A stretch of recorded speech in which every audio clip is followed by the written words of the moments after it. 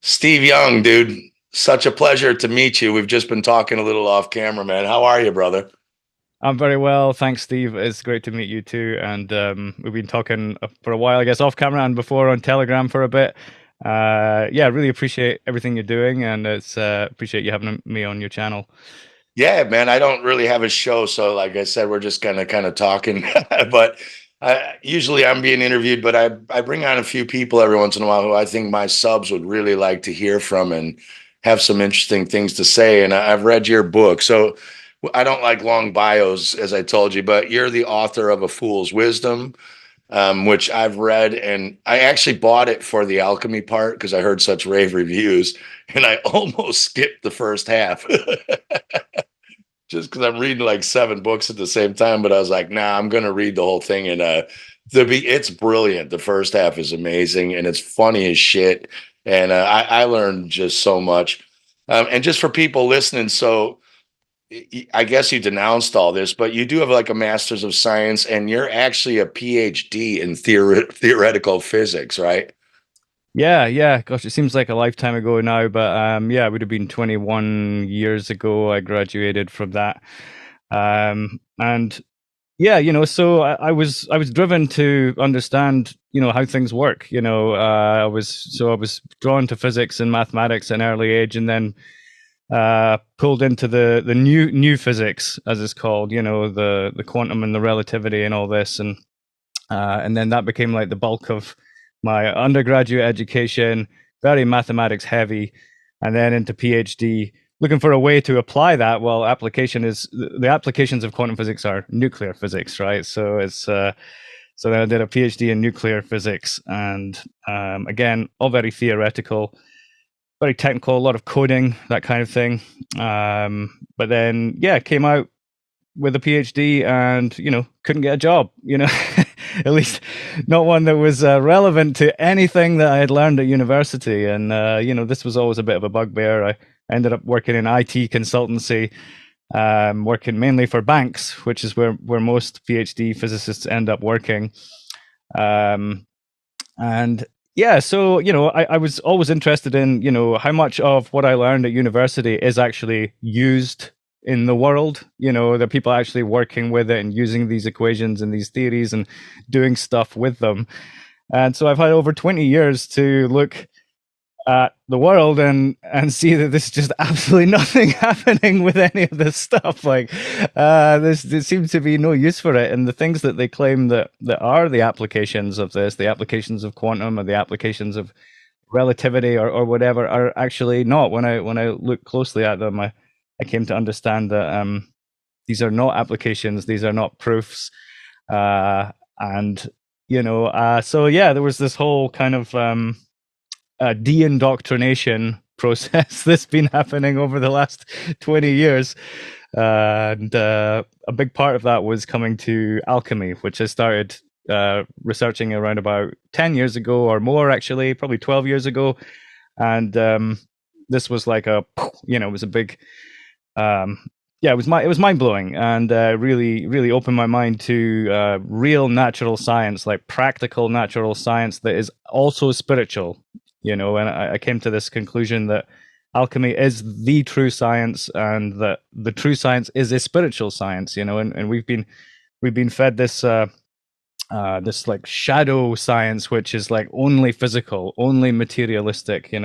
Only the body, no soul, no spirit, no God, just bodies, and on rocks flying through space and all this kind of thing, right? And I've always found that a very unsatisfactory worldview. And I used to always think that they were looking for proof of spirit, or looking for proof of the soul, or looking for proof of God. But then as soon as I realized that, like, even if they found it, they wouldn't they wouldn't believe it. They'd chuck it away, because the whole thing is actually predicated on being godless and rejecting the spirit and rejecting the soul.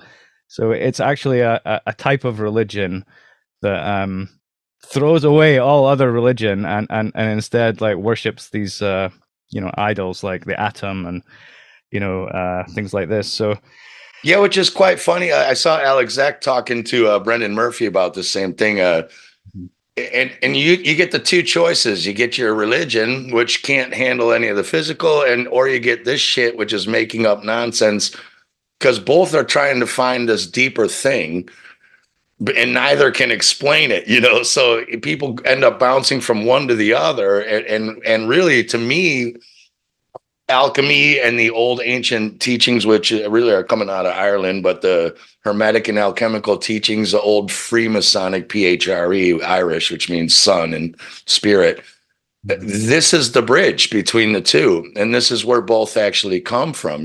So what I think is cool, because you're a PhD in this, and you did do, it's kind of like a liberal arts degree, you're saying it's useless. But just like with the virology, and it helped when we had like Dr. Kaufman, Dr. Cowan, Sam and Mark Bailey, Amanda Vollmer. When the doctors come out, because people are still indoctrinated to trust the lab coats, it helps, like, to me, when a person like you comes out and is saying, right, atomic theory, prove it, right? Relativity, prove it. Earth cosmology, flat Earth, round Earth. It gives some credit, because you're not like just a guy like me. You are a pro in this. You have a PhD. Yeah. So I think your book's like really important. Before we get into alchemy, which is cool, what kind of shit are you getting from your old like colleagues and former friends? You're like a heretic in the religious cult of scientism. Mostly just tumbleweeds, eh? Yeah, but I mean, yeah, you're definitely on the other side of the fence when you start talking about this stuff, and a lot of people never speak to you again and all that. And yeah, it just comes with the territory now. And I think, like, going through the last like 4 years, kind of, it's like a Negredo, right? We were talking about alchemy, like the Negredo, like just going through like a really tough like ordeal, which breaks you down to your core essence and teaches you who you truly are, and you no longer give a crap what anyone else thinks. Well, that was kind of what it was like, through these recent years. And I felt, I've just got to tell my story. It's not enough to go and just like give people like a list of facts, just be like, this is false, this is real, this is false, this is real. It's like, because they can't, it just doesn't, that's not how people learn, right? It's like, but when you actually tell your story, tell your life story, and how you went from being a believer in one thing to not believing in that thing, and why, then it's more relatable, and it's more entertainment, and more entertaining, can be more funny and less sort of combative, so that was the kind of approach I wanted to take with it. But yeah, I mean, I haven't had any stick from the academic side of things yet. I mean, as I said in the book, I think they just ignore you, block you, and smear you, and don't really rise to the challenge most of the time. And in fact, I had someone from Dundee University write to me today and invite me to go and give a talk there, as they're interested in healing academia and helping to take it back to truth. So I did not expect that. I thought I'll never be invited to a university ever again, after writing this. And then I got that's an invite pretty literally cool, today. Well, this is a good segue in, because people would say, okay, well, what's the point of alchemy? Why should I learn the natural and spiritual science? And as you've just said, and what I like about your book is you give your own personal life story, which is kind of cool. And it's once you understand this and see that you're doing alchemy all the time, every day, and everything, and then there are certain things you're doing where you're not doing it correctly, and you could be doing it in a different order. It transforms you as a person. As you said, now you don't give a shit. Like you've gone through a 4-year, as a lot of us have the last 4 years. You can alchemically transform yourself to be a much better and much more productive person in everything you do. And, you wouldn't be wasting so much time and energy, playing the victim and belittling yourself and needing a false savior or another savior or a historical character to come back and save you, or whatever, or science to save you, right? I need the vaccine, Once you figure this out, it's like you become your own master, or at least this is the tool to transform yourself into your own master. What would you say is the benefit of people learning at least like basic alchemy? Well, I honestly just get a huge amount of clarity from understanding the basic elements: fire, earth, air, and water. Um, because you know, I mean, this sounds so pompous to say it, but like, I feel like I really do understand how everything works now. And I might have said that when I got out of university. I'd be like, oh yeah, I understand how everything works, but my head was full of false theoretical explanations that didn't stand the test of time, right? And I started to realize that my explanations don't stand up. If I try explaining things to people in terms of quantum physics, their eyes glaze over. It's like they don't understand it. They don't get it. I don't get it either. We're just talking. It's like, what does any of this even mean?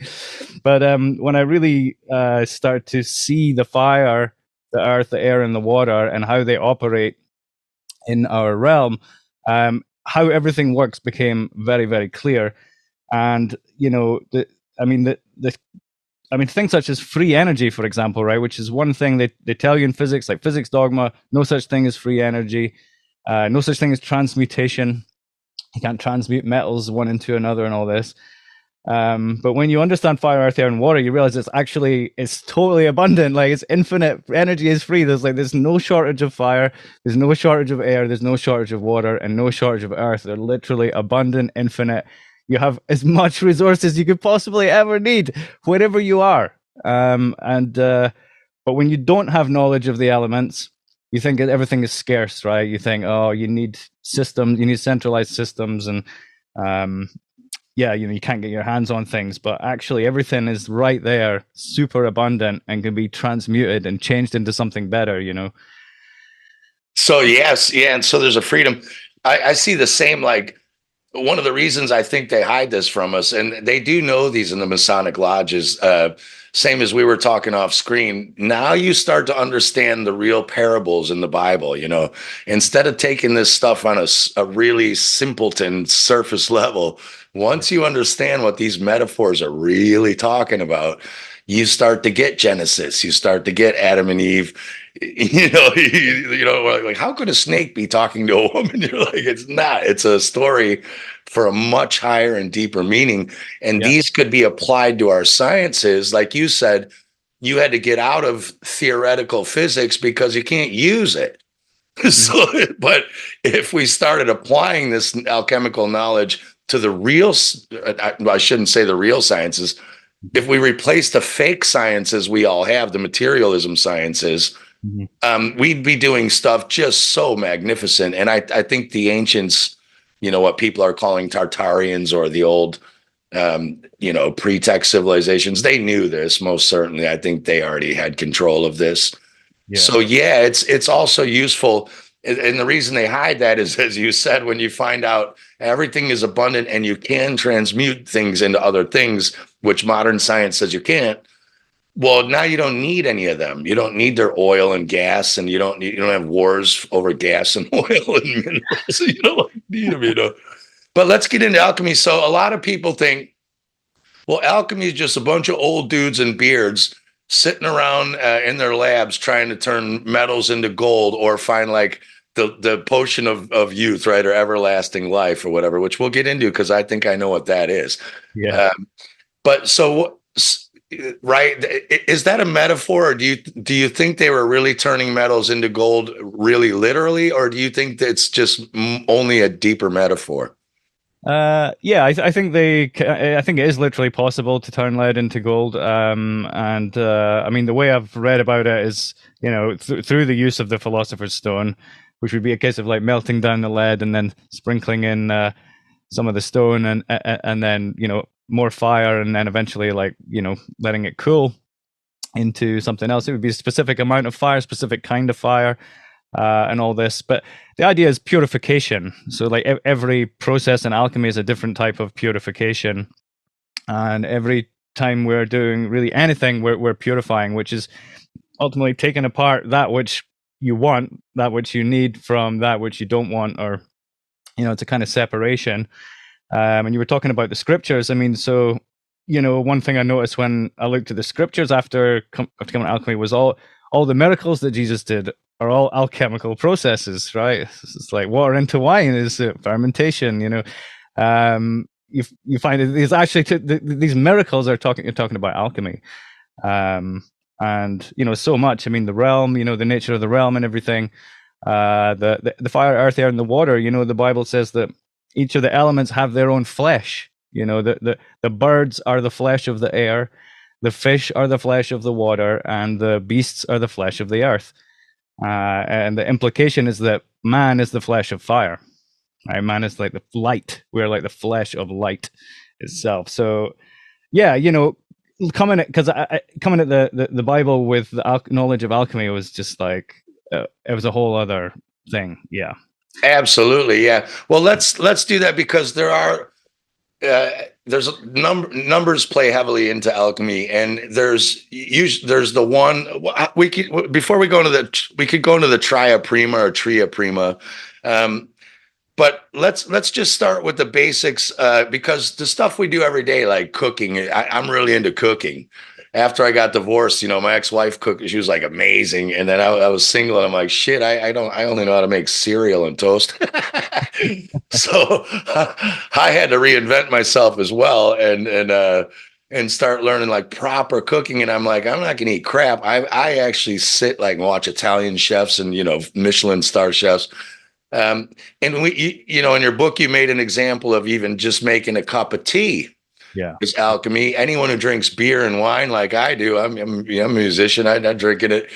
Fermentation, distillation. This is alchemy. So it's in our everyday life. How about if we start with the 7 steps of just regular alchemy, right? From calcination down to coagulation. Can we? Sure. Yeah. Let's go through them. Let's do this real basic because I'm a ghetto alchemist, and a lot of our people listening are going to be like, "What are you talking about?" So let's have you just keep this totally simple. Yeah. Let's just start with like calcination, roasting. What is the 7 steps and what is the point? And again, people need to understand these are literal for certain things. Mm-hmm. And they're metaphorical, right, for other things. So there are multiple layers of this, like the scriptures.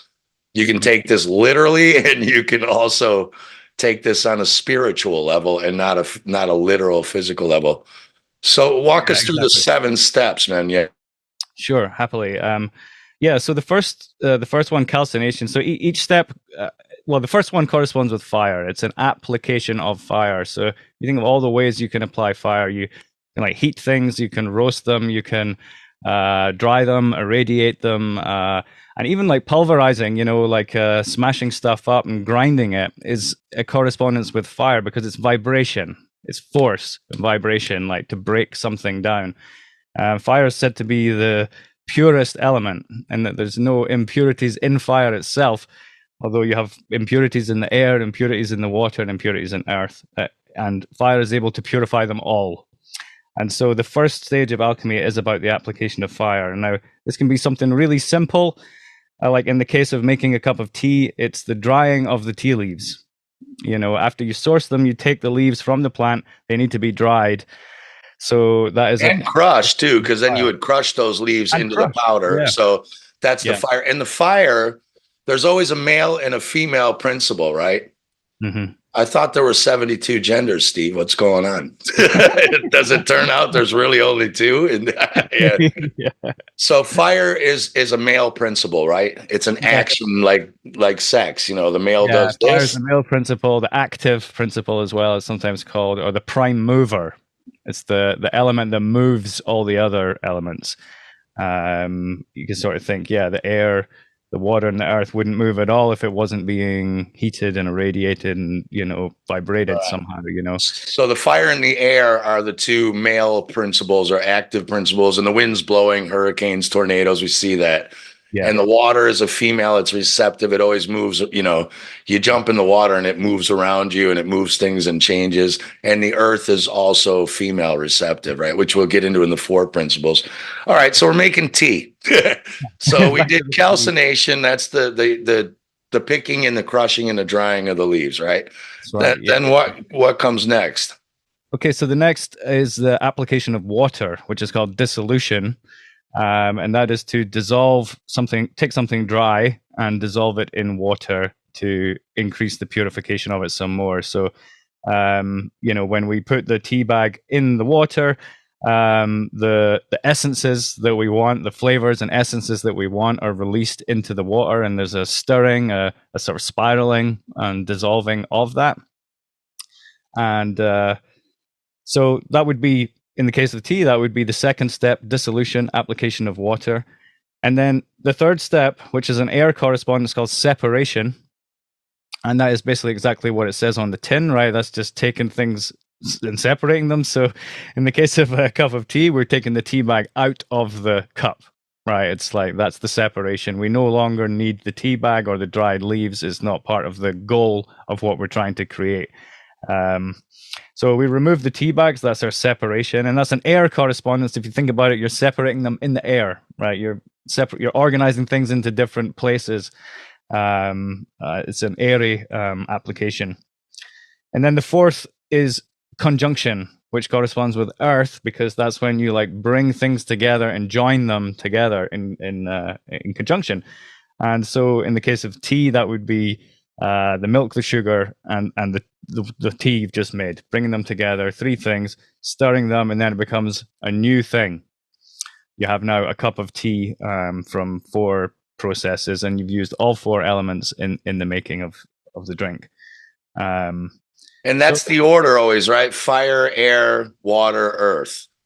Yeah, we get into ether later. We'll get into the ether later, but yeah. I mean, in general, the operations are independent and can be done in a variety of ways in different orders depending on what you're doing. But the order of the 7 steps relates to the creation of the Philosopher's Stone and all this. Yeah. It's like a particular process called the Great Arcanum. Yeah. I think in your book you stopped the tea at 4. But I started thinking about 5, which was fermentation, which is, you said, digestion, death of matter, and release of spirit. Yes. Well, wouldn't 5 be you drinking the tea? And then that is the fermentation inside your digestion. Wouldn't that be 5? That's brilliant. Yeah, you're absolutely right. Yeah. I thought of another way, which is kombucha. You ever drink kombucha? I have, and I heard it, and I don't even know what the hell it is. Fermented tea. So in kombucha, then you take the tea and you add this thing called a SCOBY, which sits in there and eats all the sugar and turns it to alcohol. But it's very, it's very mild. So a kombucha is typically only like 1 to 3% alcohol. But it's fizzy and it's, delicious. And yeah, it's like my favorite drink because it's like the best of like beer, juice, and tea, all like put together in one. It's a great thing. But so kombucha is made with fermentation. But yeah, obviously beer. That's how beer is made as well. So if you think you're making a kind of tea with the with the barley, when you're making whiskey, say for example, as well, you're making a kind of tea. You're washing it. You're going through a dissolution. You're separating it out. And then you're putting in a starter, which initiates the fermentation. So this is the 5th stage of alchemy. And yeah, it's called death and rebirth because there's a breakdown of organic material, which in this case is sugar. And there's the production of spirit, which is alcohol. And so the living material is dying and spirit is being produced, right? So it's death and rebirth. And fermentation is what makes the money with all these drinks and everything, right? Whiskey and vodka and all that. It's like actually how long it's fermented and how purified it is afterwards is what the art of brewing is. That's why they're called spirits. Yeah. But you hear a lot of people saying, "Oh, it's called spirits because you drink it and it opens you up to the demons coming in." You're like, no. Yeah. It's called spirits. I think it's actually really sensitive to what we put into it, is the thing. I mean, we know this with water, for example. We've seen all the various studies that show how our intention affects water. Well, spirit is more volatile than water. It's like much more volatile, and I therefore believe that it's far more susceptible to the energy you put into it. So if you're drinking in a bad mood or you're depressed and you're in bad company, then you're sort of poisoning the spirit in a way, and then you're putting that into your body, and it can obviously take you to a dark place. But That's usually, like Vita Austin, when she's putting this intention into these water and then freezing them, and then that's really kind of almost injecting a spirit directly in. But you see it at bars. I'm a pub musician. There's what we call angry drunks who can't handle their whiskey. And then there's happy drunks who could drink it all night long. And I think it's exactly what you're saying. If you're happy and you're drinking out, having a good time, you're a happy drunk. If you're pissed off there drinking because you're drinking your sorrows away, or sitting home alone pounding shit to, you're going to have a good time or a really bad time. But I think it's important. So it's the death of matter, and that is like what's going on when they ferment in a brewery. Then when that spirit releases, don't they capture that again through another pipe and try to catch that spirit again, like condense it? Yeah. So in the sixth process of distillation, the output from fermentation is put into a distiller where it's heated gently, and then the least dense or most subtle spiritual essences in there will evaporate first. They'll go up the neck of the distiller, and then they're sort of captured and cooled and put down another neck and into another container. And that spirit that's collected can actually be reintroduced into the distiller as many times as you like, and keep on purifying and taking away the most subtle essences and bringing them out and putting them back in, and then splitting those. It's like you're getting like finer and finer sort of densities, But I was thinking the other day with spirit, it's interesting because we call it spirit, right? And what does spirit mean? Well, spirit doesn't have a body. Right? It's a spirit. And you can't actually dry alcohol. There's no such thing as alcoholic salt. You can't make salt out of alcohol because it has no body, right? It's purely a spirit. Whereas sugar, you can make into a salt, right? Sugar has a body. So in the fermentation process, the sugar, the body gets killed and produces spirit. But spirit is completely spiritual. It's liquid and air, but it has no earth. It has no earth in it. Yeah. Is that like would you call the gases almost spirits as gas? Or is that still physical? That's what happens when you leave the lid off of a bottle of whiskey, right? It just all returns to the air. Eventually, it just goes back to the air. So it's it's like it is spirits from the air, but it's been condensed and collected into this liquid form. So it's like that would be the last coagulation, right? But it's like you can get a lot of spirit into you can get more, you can get a lot of it, condense it into this, and then have all of that purified so that this much is the same as is that kind of what you're like, condensing a lot of spirit into a really power packed? Yeah, well, in the case of whiskey, we'll talk about the seventh step now, which is coagulation, which is the process of a spirit coming into body. So coagulation is something that's not physical coming into being physical, like crystallization, for example, is a type of coagulation. And so in the case of whiskey, let's say, I would say that coagulation corresponds to the aging process. So after the spirit has been collected, it's put in barrels and it's left for, years or decades. Now, I'm into whiskey. I was never into it before, but I started getting into it in my 40s, funnily enough. I'm like, I really appreciate this now, How dare you, man? You're Scottish. You should be drinking scotch, not whiskey. I just never got into it when I was younger. I wasn't that big drinker in my 30s either, but then I got back. Yeah, I got into whiskey in my 40s. It's good stuff, and it's basically the most pure thing you can buy in this store. It's gone through seven steps of alchemy, like very well. There's distilleries all over the country, and they take their work extremely seriously. But so during the time when the spirit is in the caskets or the oak barrels, like it's taking on the qualities of the place that it's in and of the time period that it's in as well. And this is why whiskeys can be so expensive sometimes if they're really old. It's like because the spirit has taken on those years, like into itself, and that manifests in some kind of character or effect. So so when it's basically in the casket and then it's bottled, that would be the coagulation, because if it wasn't in the casket and it wasn't bottled, it would all just go back to the air, and there would be there'd be nothing to drink, right? So, yeah. I like when it also kind of takes on the flavor of the, they're like whatever kind of wood barrel you had it in. It also kind of coagulates with some of that too, and takes on, which is the same when you cook and eat food. To me, it sounds like the last 3 steps of the alchemy are what happened to the food in your body: digestion with the acids, the mixing. Another process goes, then it releases the enzymes, or chi, or prana as they call it sometimes, which is spirit, right? And then your body uses that chi or prana or spirit or enzymes in coagulation to make body parts or whatever it needs to do. That's kind of it. So that would get us, that's the 7.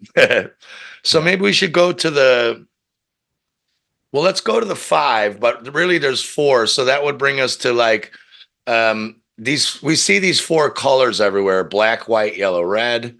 And then we see these pentagrams everywhere, which are satanic, and they're not. And really they're both the same thing, aren't they? Except because in the pentagram, ether and air would be separated, but in the fold principle, ether and air would be interchangeable, right? But let's start with can we start with like, what is like black, carbon, white, silver, gold, albedo, citrinitas? Can we go through the 4, or is it better to start with the I think that's 4 elements? Yeah, because you have these, what they call the 4 stages of the work. So there's the 7 processes, which correspond and go back to the 7 luminaries and the 7 chakras, and it's all related to that stuff as well. And there's the 4 elements, but there's also these 4 stages. Yeah, Pink Floyd, man, and after my own heart. Oh yeah, and the 7 colors, there they are. Yeah, 7 notes of the musical scale and all that. The 7 is throughout all of this, and obviously a big number in like spiritual science and everything. Coming back to the 4 stages of the work. So they're each assigned colors like black, white, yellow, and red. And sometimes it's just black, white, and red. The yellow one is dropped out a lot. And when I started writing the book, I was under the impression there's 3 stages of the work, right? Black, white, and red, because that's what I'd read about. That's what I'd heard. And then I started digging and hearing about this yellowing stage, the Citrinitas, and actually that it all made more sense when I learned about that. So, the blackness stage is called the Negredo, which means the blackening. And in a physical alchemy sense, this is just the burning of material, or the heating or roasting of material, which, as we know, reduces it to a black ash eventually. But if you keep going with the heat, it eventually becomes white, right? There's a white ash that comes like further down the line. So we have this first step is like the blackening, and it's a purification as well. So when you burn something, it's the impurities and subtle essences like that burn away, and what's left, that black ash that's left, is like the essential salt of the substance. It's the unburnt, right? It's the part of the thing that couldn't be burnt away. Right? This is kind of like just throwing garbage in a fire pit, and eventually, the ash is fine. Whatever crap was in the garbage, by the end, the ash is harmless. It's just carbon, right? Isn't carbon? It'll have a use. Yeah, it'll be useful. It'll be purified.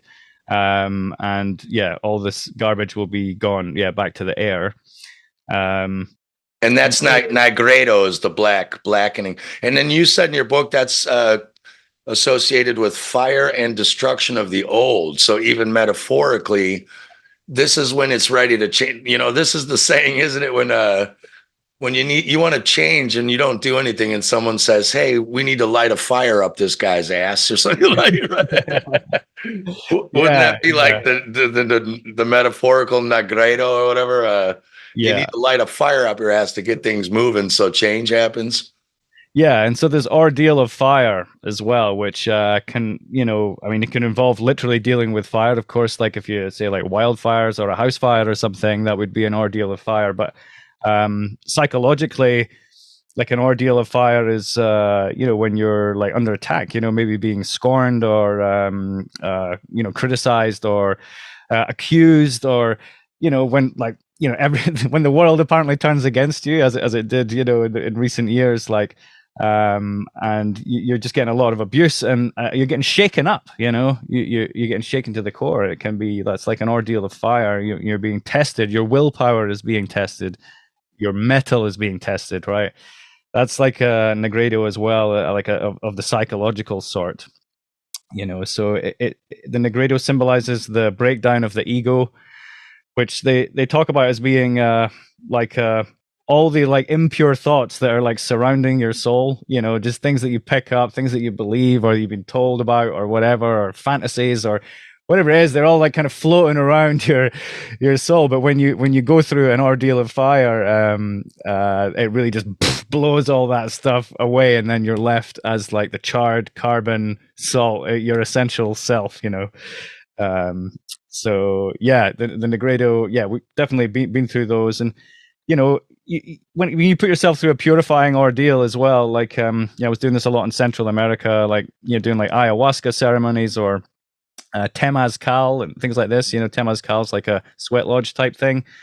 They've got heat, they got fire, and they got drums, bam bam bam, which is also fire. Like sound is fire in an alchemical sense. So and they're chanting, and there's just lots of volume and vibration and heat, and you undergo a lot of purification. You let a lot of things go in those processes, and the idea is if you actually submit yourself to those kind of things willingly, then you're purifying yourself and you're making progress. But if you don't do that, then toxins will build up, and then nature will conspire to force a purifying ordeal onto you, and it'll probably be much worse. It'll be like some long sickness or whatever. Like, damn, if I just went and did the temazcal, I wouldn't have had this. But now I've got to do it the hard way. Well, that's really no different than your fever and your flu.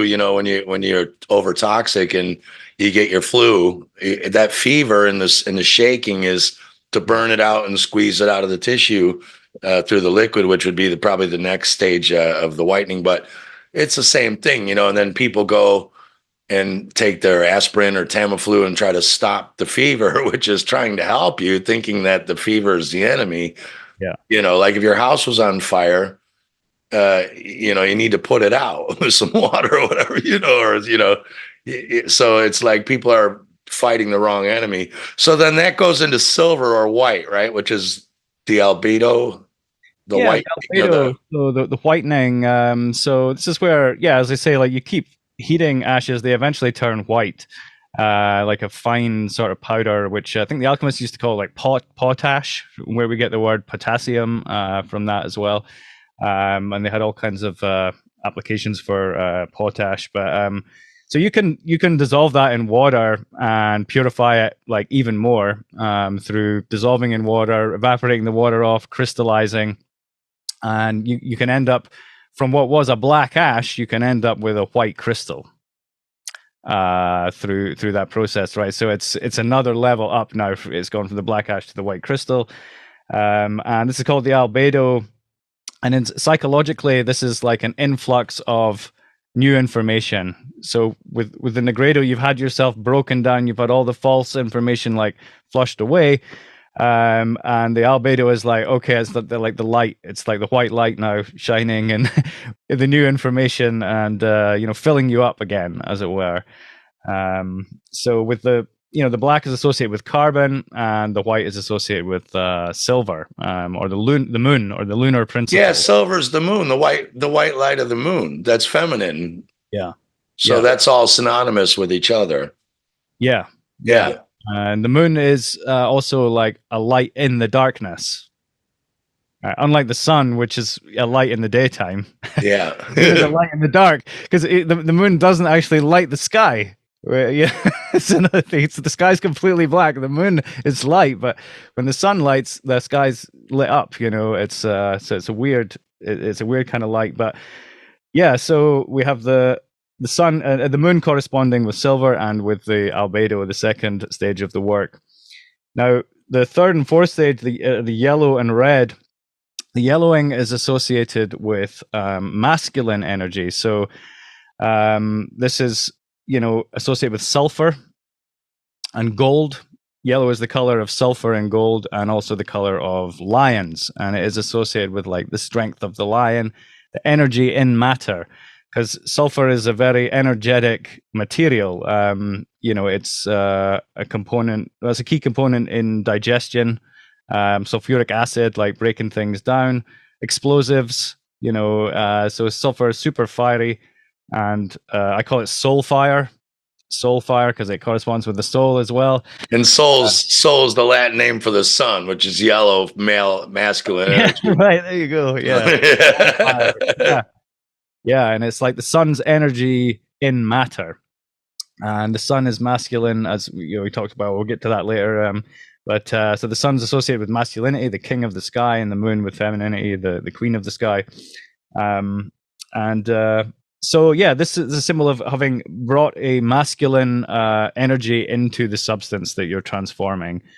And then with the reddening, well, the red is said to be the color of the Philosopher's Stone. In alchemical art, they often depict it as a red stone or a ruby red crystal or something like that.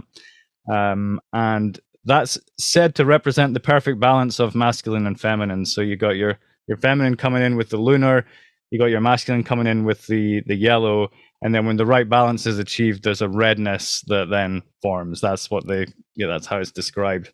That's kind of almost just reminds me of like red clay.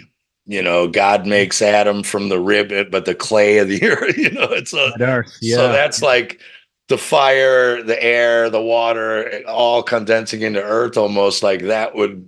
The final product is physicality, really, you could call it, right? The Philosopher's Stone would be life breathed into matter, pretty much. Yeah, spirit into matter with the perfect balance of masculine and feminine energies. Yeah, that's what it sort of symbolizes, having achieved a balance. So you're saying if you call yourself they, them, zay, z, zi, z, they are not in perfect balance. Are you saying they might be a little bit out of balance? I'm just kidding you. Yeah. But something might be wrong there. Yeah. And I mean that like the third and fourth stages are certainly more mysterious, to understand. I think the first two more easy to grasp. In fact, that's how I structured the book like that way deliberately. So the first half of the book is in Negredo, and the second half is in Albedo, right? So the first half is about breaking down all the all the old shit, right? It's like you said, destroying the old. And then the second half is like positive information, which is showing you what alchemy is and how it works. Wow, I didn't even notice that, man. Yeah, shit. It's one of them books. I'm gonna reread it again. All destructive, like it's like breaking things down, and then the first half is like the second half is building them up. Yeah. Well, again, like it's a powerful read. So it's like, I didn't even notice you did that. But again, this is an example of how you can apply this to everything you're doing, like writing a book. And if you had structured it the other way around, perhaps it wouldn't be as powerful as if you did what you did and followed the natural method, which is true. Because I think if you start reading about alchemy and then go into the other way, you'd be like, what the hell is this guy talking about? Yeah. You know what I mean? Like the first half is like the dark woods, you know what I mean? Like people are going to get like really triggered. There's going to be like lots of monsters that are going to like challenge them. A lot of people are going to chuck the book away and like curse me and like not want, there's a lot that people are going to get triggered about in the first half. But if they make it through, if they keep going, then I'm like saying, get to the second half. There's all this wonderful, like practical spiritual science that, you can really use, you can really work with. You got to suffer the breakdown of scientism in the first part. Well, to be honest, it's got the Citrinitas in there too, because it's got the masculine, it's got your personal story in there, and it's got your humor, as you plugged your funny shit in there, and it's got your story of rebellion, which is a very masculine thing, the fight, the charge. So I would argue your book has that thrown in there as well, weaved in between the two, which would be the third stage. You know, Right. Yeah. Yeah, I so hadn't thought of that. That's really interesting. Yeah, because it's not just about science and alchemy; it's also about the man, the man who wrote the book. Yeah, yeah, the man who wrote blind the spot. You know, I don't see that, but book. yeah, Yeah, exactly. So I don't know if you want to go. We'll get into the Philosopher's Stone and Philosopher's Stone later. Um, but let's talk about like physical alchemy for a second. You hear about like they have their lab, their forge, and their crucible. There's these trios or triangles you see a lot. yeah. So and then there's what's called mercury, salt, and sulfur. But it's not really exactly mercury, the metal. There's a metaphor, and it is that, and it's not really sulfur, but there is a metaphor, right? So when you hear about this, the principle of three, which is salt, mercury, and sulfur, and then later we'll get into the Tria Prima or Tria Prima. How do you pronounce that for real? Yeah, Tria Prima, I think. Yeah, I mean that is what you're talking about there, the salt, sulfur, mercury. But yeah, they're like principles that are echoed in many different areas of study as well. Right. This Or like should we do the other four first, which is fire, fire, air, water, and earth? well, I mean, I talked about those a bit already, but we can go into them in a bit more depth if you'd prefer. Yeah, I don't know if it's better to. I would love to. Yeah, and I don't know if it's better to go to them first, or if you want to go to the trio and then back to the fours. Because Well, there's always these 4, 3s, and 2s, and then the yeah, 7s. the four is And a then triple. there's the 5, which is the 7 musical notes plus the 5 black keys, which is the ether and the 4 elements, gives you the 12 within the octave. Yeah, So yeah. they're in there too, but I don't You've want got to the lose five people. planets as well. Yeah, the five visible planets. You know, because technically the sun and the moon are not really planets, although they are sometimes called planets as well. But they're obviously very different from the others. Uh, Yeah. But let's say what is mercury, salt, and sulfur? What is that synonymous with? Yeah, so this is where it gets more subtle and definitely harder to comprehend. And I spent a lot of time researching the elements and the processes before I really started to understand the three principles, or the Tria Prima. Um, Very mysterious. Mercury is super mysterious, and you know it's obviously one of the occulted metals that they don't want us playing with or knowing about. Yeah, they seem to use it for dastardly things like tooth fillings and injections. But they're like, oh, you can't touch it; it's too dangerous. You know, you'll go mad and all this kind of stuff. And you've got, of course, Mercury the metal, Mercury the planet, Mercury the Roman god, and then now you've got this fourth Mercury, which is this principle in alchemy. So there's like kind of four meanings to the word Mercury. But broadly, it's about the mind.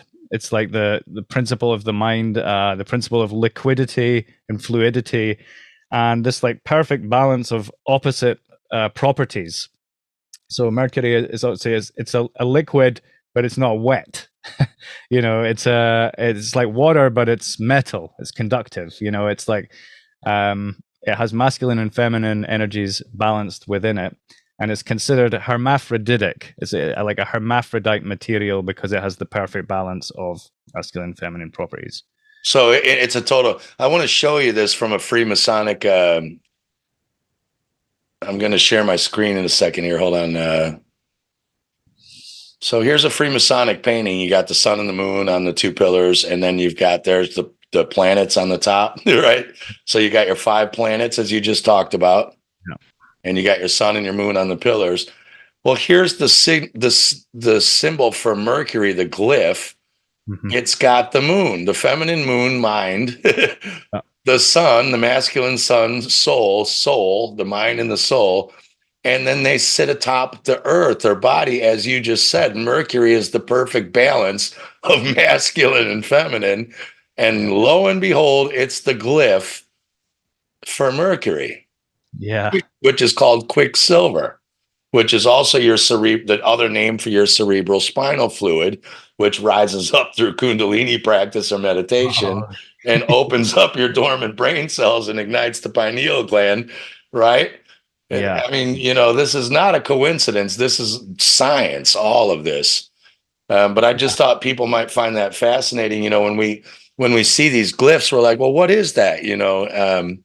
How do I stop sharing? There we go. Yeah, people are like, well, what are these symbols? They have very specific alchemical meanings.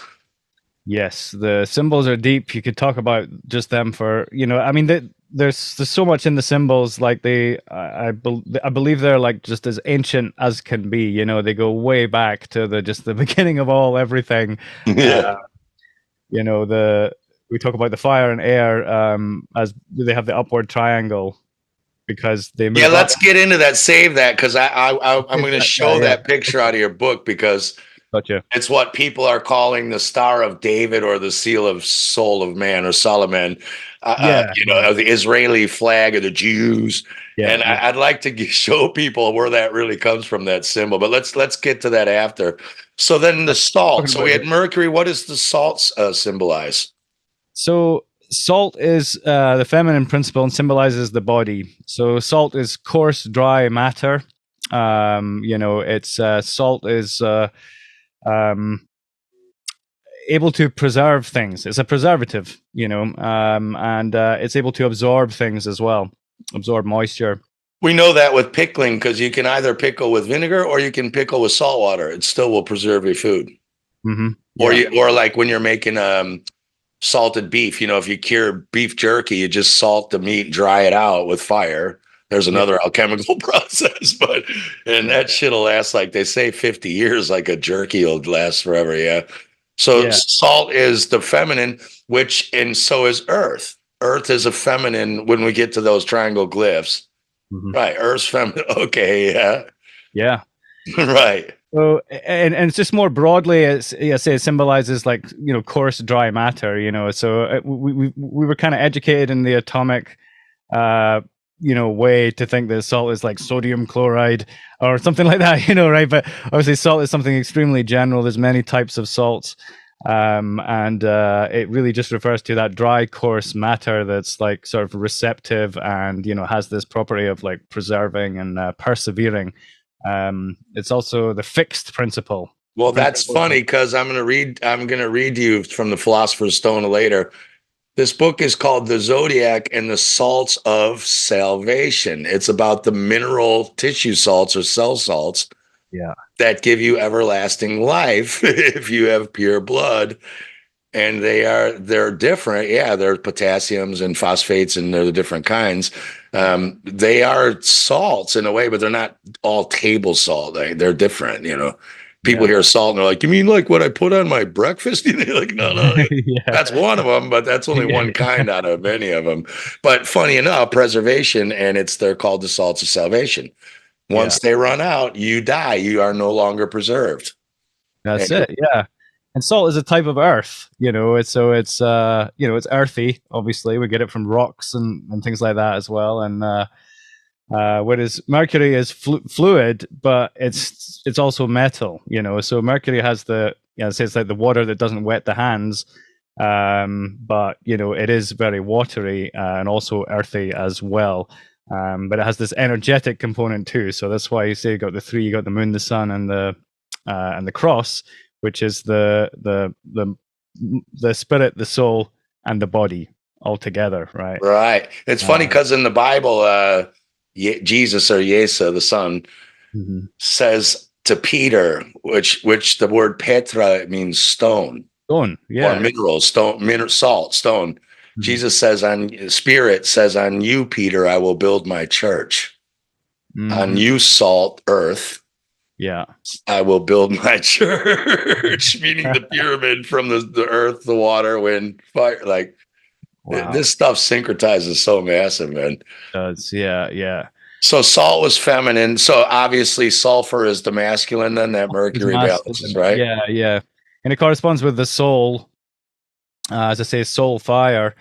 So, sulfur, soul, Mercury, spirit, salt, body. So you've got this threefold structure of man, body, soul, and spirit. So salt, sulfur, and Mercury. And El Sol, the soul fire in the sky. That's the soul is why the Latins call it soul. Fire, it's solar. It comes from the sun. And what I realized was that actually, alchemists long ago didn't have the word energy. They didn't use the word energy, right? They used sulfur. That's what they said instead, right? It's sulfur is symbolic of, the energy in matter. That's where people get this confused. They think they're talking about stinky asshole sulfur. It's a metaphor too. Yeah. Yeah. So there is the sulfur, the material, which obviously has a great power in itself. But then there's also just this kind of like masculine, like energy in matter, which it's more generally talking about. We're talking about energy, so it's almost like an old term for energy.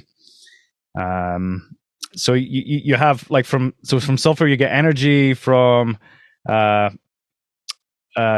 salt you get like structure and fixity, because salt is a crystal. Sulfur isn't a crystal, it's a very what would the word be, like caustic substance, it burns, right? Yeah, well, it's good. It's good in chemistry because it produces incredible heat, doesn't it? And yeah. So and what's interesting about those three, if we just talk about the actual physical materials themselves, is that alchemists say that that's how you make metal, is by actually mixing salt, sulfur, and mercury together. So that means that mercury is like the seed of all metals. Like any metal can be made by getting mercury, adding salt and sulfur, and doing some doing some chemistry, like mixing it, heating it, and you can make metals of any properties that you want. And there's actually good reason to believe that all metals come from mercury, and it is the fact that all metals dissolve in mercury. So you can get like a big chunk of gold, put it in mercury, it'll just dissolve, like in water or whatever. So so all metals actually, except for iron, which is interestingly, but all metals dissolve in mercury except for iron. So they say all things dissolve into that from which they came, right? So if that's interesting because iron takes on the air. Iron's one of the few metals that rust. It will absorb the air principle, actually. And yeah. So that's quite interesting, actually. And iron corresponds with Mars. So there's that aspect to it as well. Weapons of war, right? The god of war, and iron is the metal of war. What all the war machines and the bullets and everything are like made from, and defensive structures, and So you find that. So for each of the 7 steps, they have a corresponding metal, and it's really interesting when you start. It's interesting when you focus in on one metal and look at all the ways that metal functions in the world. It sort of tells you like how, what it is and what it's used for. That kind of tells you like the character of the metal, like the alchemical like function of it. So you have copper, let's say copper and iron. We have, iron is Mars, the god of war, masculine, aggression, like principle, as I say, like weapons, and so on. And then you have Venus, which is copper, and this is the goddess of beauty and fertility. And copper is a very beautiful metal to like handle and like move. It's very malleable, like water, like feminine water. It's soft and malleable. It feels great. It feels like touching another person's skin almost, because it heats up to the temperature of your skin. It's so conductive and malleable, and it'll take any shape you give it. Anything you do to it, it will remember what you did. It's just amazing. Copper is absolutely extraordinary, and it's so cheap compared to gold and silver, but it's remarkable and has so much function. And of course, we think that what is copper doing in the world mainly? Well, it's connecting us, isn't it? It's actually connecting people through wires. Well, we need it in our brain too. That's one of the reasons a lot of people get fucked. They don't have enough copper in their brains in their diet. They got shitloads of iron shavings and shit, but they don't have enough copper. It's supposed to be 80-20 copper, which is the connectivity for all the nervous system in the brain and all that stuff. So, it's crazy how this stuff syncretizes. Yeah. And this knowledge is iron and copper in the blood as well. Yeah. And copper in the skin and everything. Yeah.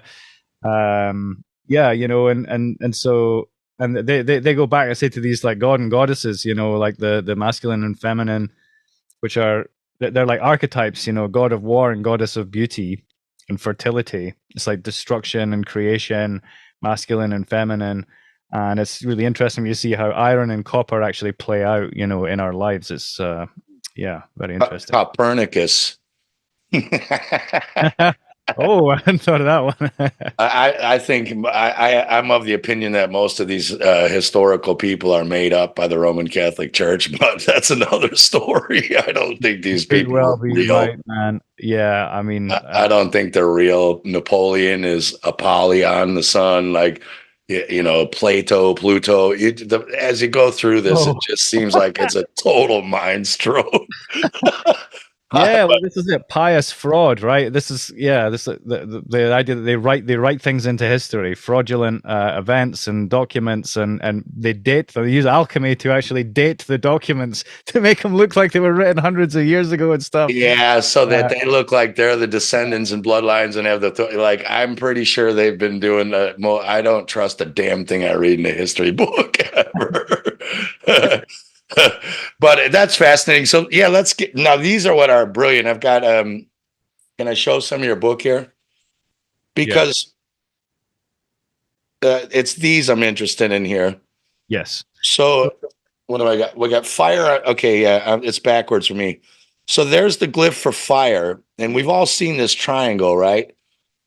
With the upward. Now that's a phallus, right? Isn't that your obelisk, the pyramid, the obelisk? That's yeah. So fire is like a male. It's a male principle.